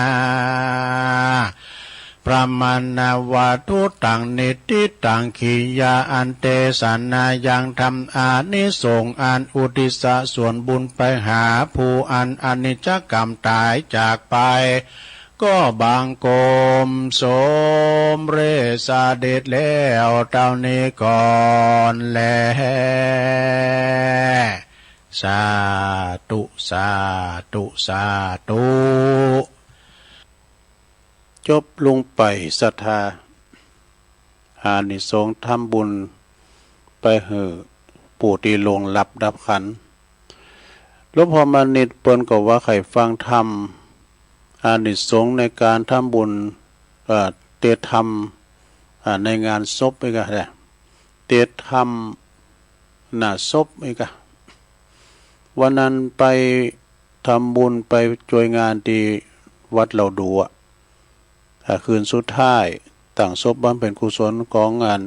ตุลุงเสริมเนาะเฉลิมทิตธรรมโมอายุ91เปิ้นนิมนต์คณะสงฆ์วัดดุงหลงตึงสวดตึงเตศโดยเมตตาธรรมอาจารย์พระครูสุตตกัลยาณกิจอาจารย์พระครูปนเตศอัตธรรมเนี่ยกะทำดีหลวงพ่อมณิตวานโธ่ยาวมากกันเนอะโธ่บนสอนดีเฮ้ยตุลุงก็ไปนั่งฟังกับมาคือทอดแต่กับอันนี้หลวงพ่อมณิตบอกว่าใครฟังธรรมนี่มาซ้อห้ามปะวิญญาณนะผมฟังแล้วก็แล้วเอาเตศธรรมจบลงไปแล้วก็ขออนุโมทนาเน้อสายบุญตังป่าไม้แดงดอยสะเก็ดอันมีหลวงพ่อมานิถาวโลซึ่งเป็นเก้าเป็นกันนำศรัทธามาหนึ่งลำรถตู้อันมีแม่ครูลำดวนเป็งโกโดยแม่สีทองไฝแดงเนี่ยแม่ลำพันทาวันนะแม่สีอ่อนเตชาติแม่วันดาพรหมพาจรทิพย์นี่นะแม่วันเพ็ญกาวีแล้วก็พองโดยคณะเนาะเปิ้นว่าเตยก็ได้จดพองเอ้นะมาลมทำบุญถวายเพลหอมกันเตดกันทำไปเป็นตีเรียบร้อยนะแล้วก็เอาวัตถุดิบมาแถมโถดินตุ่ม เอามีแมวงานนุเข่าก็ต้องขอบคุณนะเอาปอนนี่กันเนาะเอาปอนตึงหลงตึงหลายก่อนยะถาวาลิวาหาปูลาปาลิปูเรนติสากะลังเอวะเมวะอิโตทินังเปตานังอุปกปปติอิสิตังปฏิตังตุมหังคิปะเมวะสมิจตุสัพเพปุเรนตุสังกปาจันโทปนะละโสยะถามณิโจติละโสยะถาสัพพิติโยวิวัจจันตุสัพพะโลโกวินาศตุมาเตภวัตวันตะลายโยสุขีติคายุโกภวะอภิวาทนาสีลิสานิจังวุธาปัจจายโนจัตตาโลธรรมาวัฏันติอายุวันโนสุขังปะลังลืมชื่อวัดเปิ้นเนาะเปิ้นจะได้เป็นวัดโดยสมบูรณ์ยกฐานะจากสำนักสงฆ์เป็นวัดนะวัดใหม่มีโชคหอมบุญป่าไม้แดงดอยสะเก็ดเปิ้นเด้อเมตตาธรรมหลวงพ่อมานิถาวโลประตังพ่อน้อยนวลตาลิโยเด้อสบายดีเนาะ พ่อน้อยนวลนี่ก็จบลงไปเนาะศรัทธาญาติโยมทั้งหลายแอมเบิร์ตตุลุงก็ได้เข้ารายการอยู่ก็ฮะเนาะเพราะว่าถึงคิวทำกันเนี่ยที่ปุ่นตอน6 โมงถึง2 ทุ่มก็ไปไหนก็เดินนี่ก็เอาติ้มตีเดินหน้านี่ก็จะขาดหายพอเด้อ ธันวาเนี่ยมันเป็นโหเลี้ยวโหต่อเนาะจะส่งใต้ปีเก่าเจอก็ติดศาสนกิจพองฝากรายการคืนรายการครับพอพองไอ้กะนะก็จะวิ่งไปวิ่งมาพองก้าถ้ามีเวลาก็จะมาเข้ารายการแต่เดือนนี้ก็เอาติ้มตีไว้ก่อนนี่นะ เอามีพรุ่งนี้อาจจะไม่มีฉันนี่เปลี่ยนชื่อใดลองฟังนะยาให้ดูเปิ้นว่าหันคุณค่าอาหารเวลาหิวเนี่ยเฮาใครอยากกินข้าวก็เวลาเฮาหิวเฮาอยากกินข้าวใครอยากกินข้าวนี่นะเฮาแต่ฮู้กุนจรก็ต่อเมื่อเฮาได้หีบน้ำแกงเนี่ยก็มีแกงนะโอ้จรก็มีแท้น่ะก็จะฮู้กุนเตนก็ตอนไฟฟ้าดับปุ่นกุนเตนกุนน้ำมันโกมหมดนี่นะไฟฟ้าดับเนี่ยปุตโตงมเตาละซอหาละเนาะเตนไข่ก้านี่เอามาจิมาตามให้สว่างสวัยนะจะฮู้กุนปอกุนเมกับปุ้นปอเมเพิ่นไปสวรรค์ให้แล้วอีน่ะอย่าฮู้หันคุณยาเนาะกุนยากินนี่นะก็เวลาเฮาเจ็บไข้ได้พยาธิบ่เนาะโอ้ยเจ็บแข้งเจ็บขาเจ็บไข้ได้พยาธิปินวัดปินอ่านก็ซอหายุกยาได้นี่ก็ตึงหายาแล้วกุนยาเนาะคุณค่าของยาเวลาเจ็บป่วยเมื่อยไข้เนี่ยคุณเฮานี่มาดึงมีดูเจ็บปินยินอุ่นก็ไปหงยุกหงยากานี่กินยุกกินยากานี่บรรเทาการเจ็บไข้ได้พยาธินะตุเจ้าเจ็บป่วยในเปิ้นว่าเปิ้นว่าอาพาธนะกรรมว่าตุเจ้านั้นเปิ้นอาพาธโอ้โหเปิ้นเป็นอาพาธได้บ่ได้น่ะมันเกิดปุ่นก็มีนะอาพาธไอ้เนาะสะตึกสงอาพาธไอ้เนาะแล้วจะหันคุณค่าธรรมะก็เวลาทุกข์เนี่ยไม่มีทุกข์ก็ไม่เห็นธรรมนี่ซะนะเวลาเฮาตุกอกตุกใจมันก็เกิดถึงธรรมะนี่ธรรมะกรรมสอนการเฮาไปวัดไปว่าเนาะก็ต้นไม้เป็นธรรมะก็คือเปิ้นเขียนคติธรรมติดเก้าไม้ไว้เปิ้นเขียนว่าโอ้ต้นไม้พูดได้มีดูเนาะที่วัดพระธาตุโดยน้อยก็มีจะหลายนะคติธรรมนะเปิ้นเขียนติดไว้ที่เก้าไม้นะปิ้นป่ายเห็นคุณค่าลูกเมื่อเท่าชรานี่ยามเมื่อหนุ่มๆนี่เฮาฮู้กันกุนกาเขานะเวลาเฮาเฒ่ามาก็ปึงลูกปึงหลานกำมันฮู้กุนแต่ก็ดีกะอุ้มลูกปุกนอนฮู้กุนกาของลูกตอนที่เขายังหนุ่มยังแน่นอยู่นี่นะเฮาเฒ่ามาก็ปึงลูกนะอุ้มลูกปุกนอนนี่กันนะเห็นคุณค่าลูกเมื่อเท่าชรานี่แล้วก็เห็นคุณค่าบิดามารดาเมื่อท่านตายแล้วโอ้อันนี้เปิดเกิดถึงพ่อแม่ยามเมื่อยามเปิ้นตายไปแล้วนะยามเมื่อเปิ้นมีอินทรีย์ชีวิตอยู่รู้เฮาก็ฟังคำอู่คำจากำสอนเปิ้นรักษาทรัพย์มรดกไว้ตกเฮาปินให้นาปาตั้งเนาะให้นาปาตั้งเลิกสนไหลนา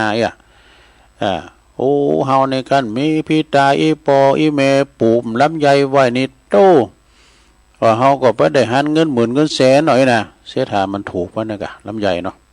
ตื่นแท้แป้งพอกากำมันเข็มหยังก็ตามเนี่ยกำมันเข็มมาดึงมีกานะกันของเข็มมาดึงมีกาละสอหาอยากจะหันคุณค่าของปิตามารดาก็ต่อเมื่อท่านตายไปแล้วเมื่อท่านตายไปแล้วสิ่งที่ลูกจะทำได้ก็คือทำบุญไปกะตานโคเข่าบนเนาะเมื่อเพิ่นตายเลี้ยงโดยกายก็ไปยื้อไปใจเอาอาหารการกินเอาสตางค์ให้เพิ่นซื้อกินยุกินยาเวลาเพิ่นตายแล้วก็เลี้ยงด้วยวิญญาณนี่ก็คือหมันไปตานโคเข่าไปตานโคเข่าโคน้ำนะคือเปิ้นตายไปแล้วโอ้ตุลุงเปิ้นตายไปเป็น20 ปีเปิ้นก็ไปเกิดแล้วก็การเกิดนี่ตุลุงก็ต้องแห้งกันเลยเนี่ยก็ตายไปเด้อเปิดถือว่าเป็นความกตัญญูทำแล้วสบายใจก็ทำไปแล้วดำบทหนึ่งบอกว่าจะหันคุณกาของมิตรสหายก็ต่อเมื่อเฮาลำบากเฮาลำบากเนี่ยได้ไปพึ่งพาอาศัยไผมิตรแก้วสหายข้ามเฮาพึ่งได้น่ะกาลยาณมิตรน่ะมิตรแต่มิตรเทียมบ่มีเนาะก็ไปจะหันคุณค่าของมิตรสหายก็ตอนที่เราลำบากตอนเวลาที่เราลำบากเนี่ยจะหันคุณค่าคนรักเมื่อตอนล้างลาน่าเสียดายแท้เนี่ยน่าเสียดายแท้เหตุนี้ เหตุนี้ขอจงทานอาหารหือปิ้นเหมือนยานะกินข้าวกับปิ้นเหมือนยานะลงเด้อขอจงทานอาหารหือปิ้นเหมือนยาแล้วก็อยู่กันโดยเสมือนจะตายจากลากันในวันพรุ่งนี้ได้กะอยู่กับใครอยู่ที่ไหนสุขทุกข์ดีทุกเวลาเนี่ยสุขทุกข์ดีทุกเวลาคือหมายความว่าหักกันแป้งกันเพลงเจ้าตุลุงเปิดว่ารักกัน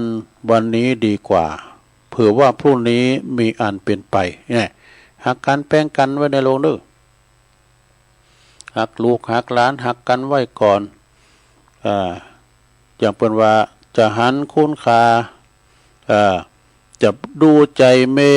ก็ตอนตีโผเปิ่นตกอัพเนี่ยตกอัพกันอยากละเมมันได้อยู่ตัวอยู่นะแล้วจะดูใจโผยามเมื่อเมียป่วยได้กันเนาะจะดูใจโผยามเมื่อเมียเป็นป่วยนะคือใจใส่ดูแลกันนะเจ็บป่วยเมื่อใครก็พอก้อยดูแลกันนะแล้วจะดูใจลูกก็ตอนพ่อแม่นะพ่อแม่ตายก็ได้ตุลุงก็ลืมหมดแล้วแล้วจะดูใจลูกปีน้องก็ดูตอนที่แบ่งทรัพย์มรดกเนี่ยมันจังพิดกันตอนนั้นอันนี้เป็นคติธรรมเนาะเล็กๆน้อยๆมาเล่าสู่จู้กันฟังไปละตอนนี้ไปตุลุงก็ขออนุญาตเนาะประกาศข่าวสารงานบุญครูบาอาจารย์นี่กันศรัทธาญาติโยมทั้งหลายจำได้ปะกันหลายวันนี้ก็วันเสาร์แล้วนะก็อันนี้แล้วไปว่าแล้วกันเนี่ยขอแสดงความอาลัยครูบาอาจารย์ไปก่อนละสังขารไปตั้งอำเภอแม่ออนปุณณิกรท่านเมตตาบารมีธรรมหลวงปอพระครูอดุลรัตนากรเนี่ยเปิ้นปิ้นเจ้าอาวาสวัดห้วยแก้วแล้วปิ้นเจ้าคณะตำบลห้วยแก้วเตยวะอำเภอแม่ออนบุนะเปิ้นละสังขารไปได้ยินตุลุงแดงเปิ้นว่าเปิ้นมอบลางเนี่ย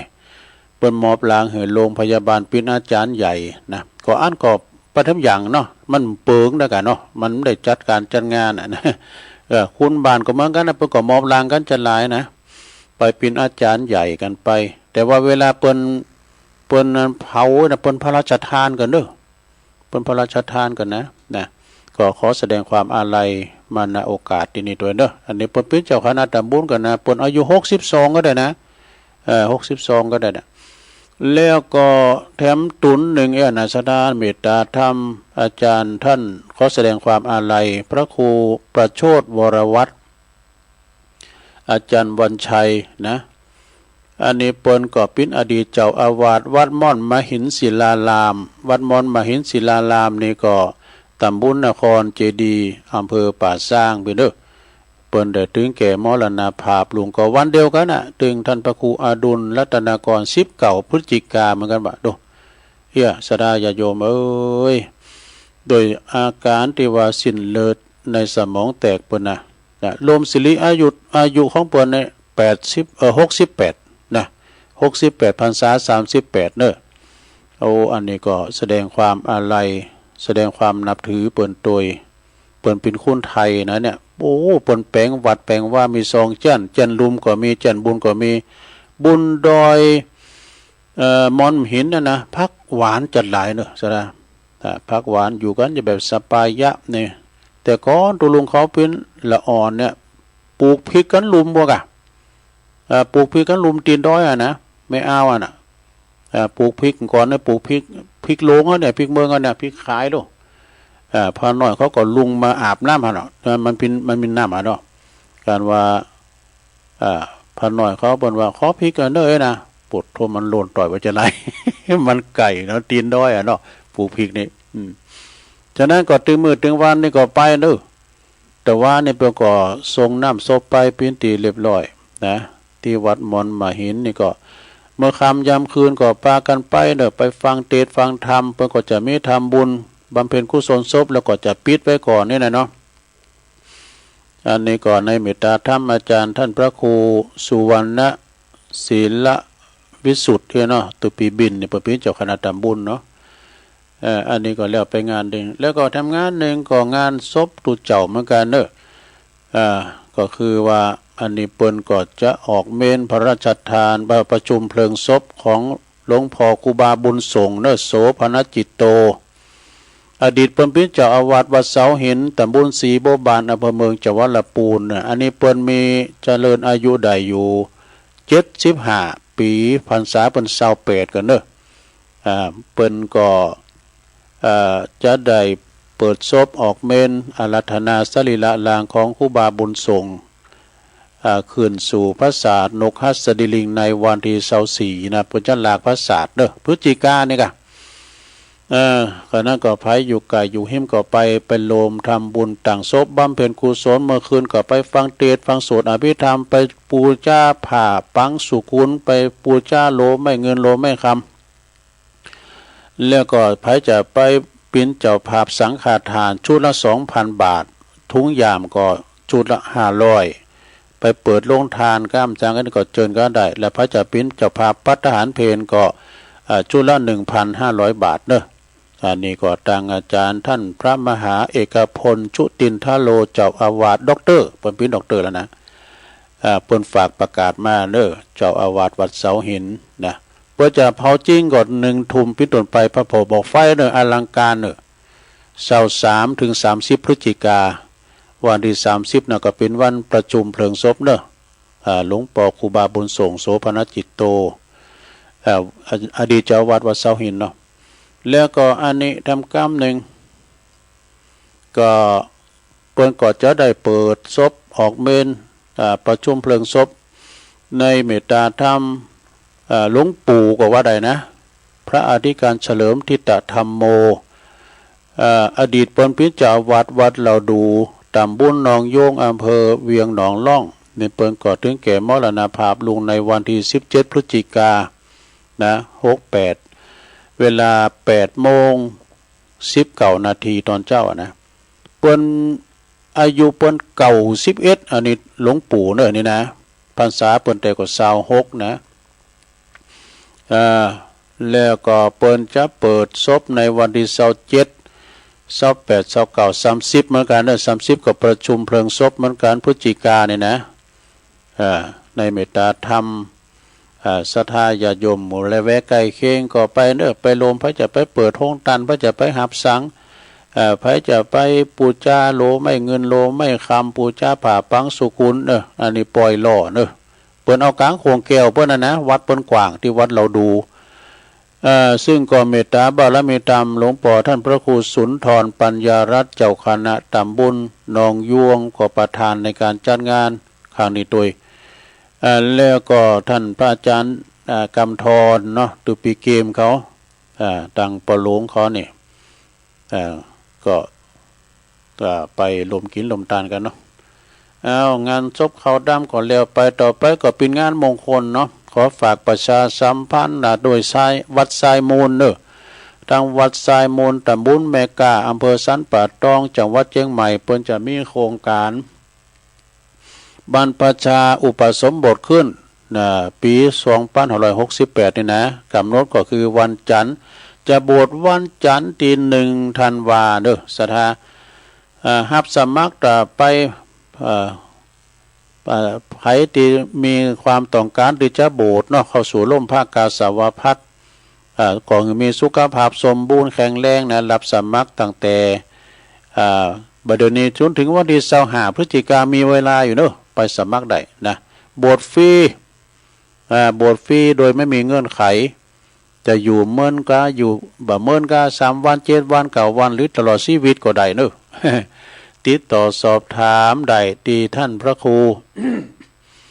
สมัครได้ที่ท่านพระครูสังวรศิลาภิลักษ์เจ้าอาวาสวัดไซมูลเนอเบอร์โทรศัพท์081 289 8992 081 289 8992เนอะได้ตลอดเวลานะโบสถ์ฟรีแล้วก็มีตีหลักฐานที่จะต้องนำไปก็คือสำเนาบัตรประชาชนประจำตัวแล้วก็มีสำเนาทะเบียนบ้านแล้วก็ใบรับรองแพทย์แล้วก็ใบทกสไปเอามืออยู่ ไผขับไปโบสถ์ก็โบสถ์เนออย่างระหว่างที่ว่าคอยการคอยงานก้าไอ้น่ะอกหักหลักลอยคอยงานคนขี้ค้านไม่ต้องบ่น ขี้ค้านนี่ไปอยู่วัดได้บ่วัดไซมูลเหมือนกันเนอะวันที่หนึ่งนี่เปิดจะสืบชะตาเนอะฉลองอายุวัฒนมงคลของหลวงพ่อพระครูท่านพระครูสังวรศิลาภิลักษ์ในวันที่หนึ่งนี่เปิดจะสืบชะตาเปิดจะฉลองอายุโดยเนอะในวัย75 ปีนะท่านพระครูเปิดก็นิมนต์ครูบาอาจารย์หลายเนี่ยก็ไปรวมทำบุญกินทานกันแล้วก็ทำงานหนึ่งอันนี้ก็วันที่เสาร์เก่าเนอะพฤศจิกาโดยเมตตาบารมีธรรมอาจารย์ท่านพระอธิการสมคิดปัญญาวชิโลเจ้าอาวาสวัดดอยหลังถ้ำพร้อมด้วยคณะญาติโยมทั้งหลายเปิดก็จัดกุปีเนอะเสาร์เก่าพฤศจิกาเปิดจัดตอดผ่าป่าที่โรงพยาบาลบ้านห้องโรงพยาบาลอำเภอบ้านห้องในเวลา 15 นาฬิกาบ่าย 3 โมงนะซึ่งก็จะได้รวบรวมปัจจัยซื้อของขลุพันธ์ของโรงพยาบาลเด้อวันที่เสาร์เก่าก็ไปกินไปทานกันเสาร์เก่าเวลาบ่าย 3 โมงเสาร์เก่าพฤศจิกายนนี่ครับแล้วงานต่อไปงานเข่ากรรมเด้อ2 ถึง 7 ธันวาคม 68นี่เปิดจะเข่ากรรมโสสานกรรมเข่ากรรมป่าจ้าเด้อที่สุสานบ้านเรือนทรายทองตำบลบ้านเรือนอำเภอป่าสร้างเด้อก็ไปรวมกินรวมทานรวมสาเข่ากรรมตอนเจ้าตาลโกเข่ากลางป่าจ้าเนี่ยพระจัดต้านทำกล่อมทำยอยก็ไปนะตีสุสานบ้านเรือนทรายทองในเมตตาธรรมอาจารย์พระครูรัตนศิริวัฒน์ตุปีเอเจ้าคณะตำบลบ้านเรือนทรายทองแล้วก็ครูบาต่างงานครูบาบุญธรรมสุมังคโลตัวเนอนะแล้วก็ทำงานหนึ่งวันที่5 ถึง 10 ธันวา68ก็มีงานเข่ากรรมเหมือนกันที่โคแก้วอารามทั้ง3วัดล่องช้างวัดหลวงพุ่นนะวัดล่องช้างท่านพระประหลัดพุ่นเด้อตำบลตาตุมอำเภอป่าซางก็เริ่มตั้งแต่จูโควันที่5วันที่10นะก็วันออกกรรมธันวานี่นะ ก็ไปกินไปทานกันในเมตตาธรรมท่านพระครูสุคนทศีลวิมลเจ้าคณะตำบลท่าตุ้มนะเป็นเก้าเป็นกันเนาะแล้วก็วันที่11 ธันวาคม 68ก็จะไปได้ลืมเด้องานสวดอิติปิโส108ที่วัดปากตั้งเจริญเป็นงานประจำปีเบิ่นเด้อสดาตอนเจ้าก็ทำบุญตักบาตร9 โมงก็สืบชะตาแล้วก็จะมีสวดตอนบ่ายตอนแรงแถมนะในเมตตาธรรมอาจารย์พระครูอภิวัฒนวิกรมนะก็จัดการกุปีนะก็ขอเชิญกันได้เด้อพระจะไปหับสังเปิดห้องตาลก็เชิญกันได้สายบุญแต่ละสายนะแถมงานหนึ่งงานเข่ากรรมเหมือนกันเนอะ16แล้วก็ถึง20 ธันวาคม 68ก็เปิ้นจะมีงานเข่ากรรมที่วัดเหล่าปงเสือวัดเหล่าปงเสือนี่ก็ตำบลวังผางอำเภอเวียงหนองล่องในเมตตาธรรมพระครูปราโมทย์พนาไสยเจ้าอาวาสเนาะพร้อมกับตั้งปะหลงเขานะปะหลงตันในกาแพร่เขา ปอจานเขาก็ดีปอลามเขาตังศรัทธาญาโยมโอ้อันนั้นเปิ้นทำบุญกันแต่ซื้อตีซื้อหนแถม2-3เจ้าเป็นล้านบ่นะสตานผ่าป่านี่ได้เป็นล้านทุมตีทุมตั้งแถมโบตัวกันนี้มันคงแล้วนะตุนะเป็นนั้นก่อบานนะกันนี้เนี่ยมันคงแล้วตุลุง เพราะนั้นวันนั้นเขาหน้าเปิ้นมาหาลูกโตมันเตรียมใจเปิ้นเขากำเดียมว่าวัดนั้นหันมันโมนดีนะว่าคุณหลายเนาะ16 ถึง 20เด้อธันวาที่วัดเหล่าปงเสือนะว่าโปรโมเตอร์ค่ายมวยดังเนาะสอทองใบโอ้หับ 2-3 แสนกันนะต่อไปทำงานเรื่องงานเข่ากรรมเหมือนกันเด้อ28 ธันวานะถึง1 มกราอันนี้เอาโคปีเนาะ2 ปีกันนะ28 29 30 31 ธันวา68แล้วก็1 มกรา69เข้ากรรมที่วัดเชตวันเนอะที่วัดเชตวันตำบลยางครามอำเภอดอยหล่อในเมตตาธรรมท่านพระครูสถาพรพัฒนาลังสีเจ้าคณะตำบลเนาะแล้วก็ตังครูบาวังก็เก่า10 ปลายกันนะเจ้าอาวาสวัดเชตวันแล้วก็ตุปีโอโดยเนาะไปกินไปทานกันเด้อหันนี่พวกเราชุมชนพี่น้องไตหลายนะ แล้วก็งานปล่อยหลวงมีอยู่เนอะงานปล่อยหลวงก็วัดสันเมืองนะเริ่มตั้งแต่วันที่5นี่ห่างน้อยเนอะวันลองไฟวันที่6เนี่ยแห่โคตานแล้ววันที่7นั่นก็เพิ่นก็จะถวายตานเสนาสนะเนาะ5 6 7ธันวา68ปล่อยหลวงที่วัดสันเมืองตำบลหนองหล่องอำเภอเวียงหนองล่องซึ่งก็ท่านพระอธิการอิทธิกรนะแล้วก็ท่านพระอาจารย์เด่นหลักปัญโยนันท์ประหลงสมชายเพิ่มบุญมาเขาพอลามติบเขานั่นน่ะพอหน่อยพอนั้นพอจานลำวัดวันที่6นั่นก็ไปฟังซอกันหรือเปิดห้องตาลใดสามเณรเอาหลักว่านะพระจะไปเปิดห้องตาลพระจะไปหับสังก็ดีก็เชิญกันได้นะไปพอเครื่องแห่ปรากฏมีอยู่ก้าเนาะคณะแห่ปื้นเมืองนี่นะแห่ประยุกต์4ปิ้งนี่ก็3-4ก็ฮะเนาะ2-3-4มกราปีหน้านะที่ทรงน้ำประตาดแล้วก็อาทิครูบาอาจารย์ที่วัดเหล่ายาวใต้วัดเหล่ายาวใต้ในอำเภอบ้านโฮงเด้อพระอาจารย์ประกิตนะฐานิสโลเจ้าอาวาสก็ฝากประกาศมาด้วยนี่ถ้ามิซอเหมือนกันเด้อเดือน4ปิ้งก็ได้นะเปิ้นจะมีงานประจำปีที่วัดเหล่ายาวใต้ทรงน้ำพระธาตุแล้วก็จะมีทรงน้ำอธิษฐานครูบาอาจารย์ด้วยเนาะแล้วก็อันนี้เอาวันที่31ธันวาแล้วก็1 มกราเนี่ย2 ปีโคมกันเลยนี่นะ68 69นะก็มีงานทรงน้ำประจำปีพระธาตุเจดีย์ศรีดงหลวงนะวัดดงหลวงเนาะตำบลวังผางอำเภอเวียงหนองล่องในเมตตาธรรม อาจารย์พระครูสุตตกัลยาณกิจเปิ้นก็จะมีงานเนอะที่วัดดุงหลวงแล้วก็วัดหนองโยงด้วยนะวัดหนองโยงตำบลหนองโยงเวียงหนองหล่อมเหมือนกันในเมตตาธรรมอาจารย์พระครูเมธานันทกิจด็อกเตอร์เจ้าอาวาสนะ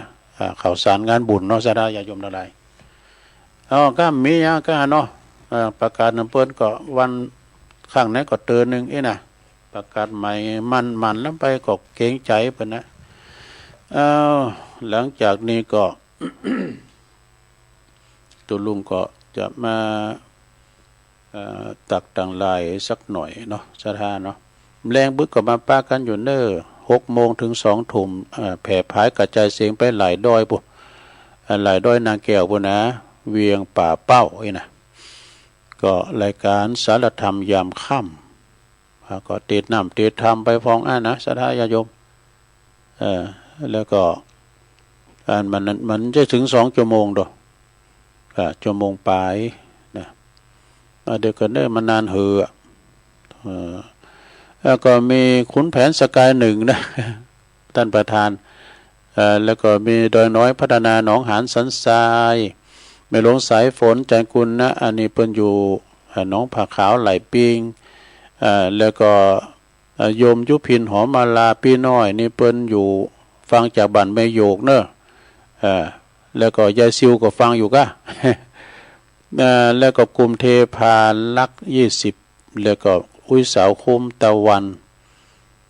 ฟังอยู่จากเมืองวะนะดอยสะเก็ดยงยุทธมาในวันก็บ่อเหี่ยวลำปางฟังอยู่ขอบคุณแม่ครูเกษณีด้วยเนอะแล้วก็แม่ครูธัญญา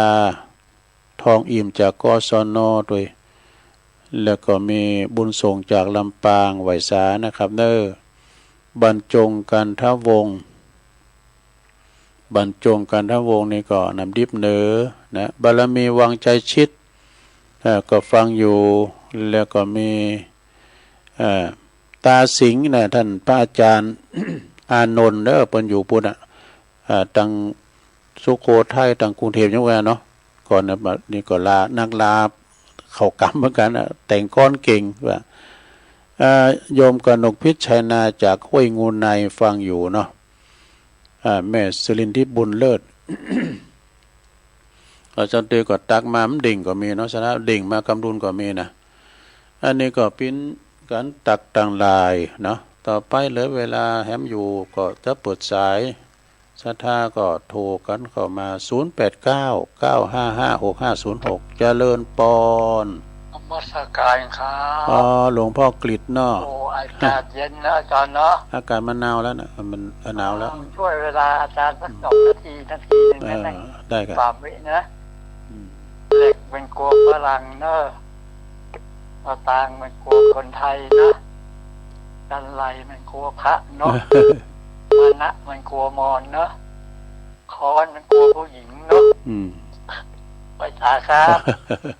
โอ้คติธรรมหลวงพ่อกับเน็ตเหมือนกันเด้อหลวงพ่อกฤษนะเจียงดาวเจริญปอน เจ้าไว้ซาเจ้าคติธรรมกำยองกับเจ้าพอเจ้าอุจาเลงมาตายแล้วมันบอกคัดแก้วนี้ตายบอกคนทำเว้นมาตันมัน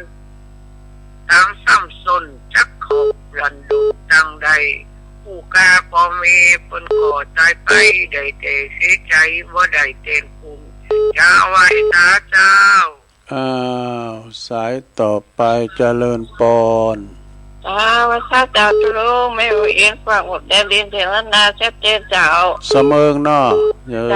ยินดีเด้อ โตสัตว์ สา เจ้า ธุ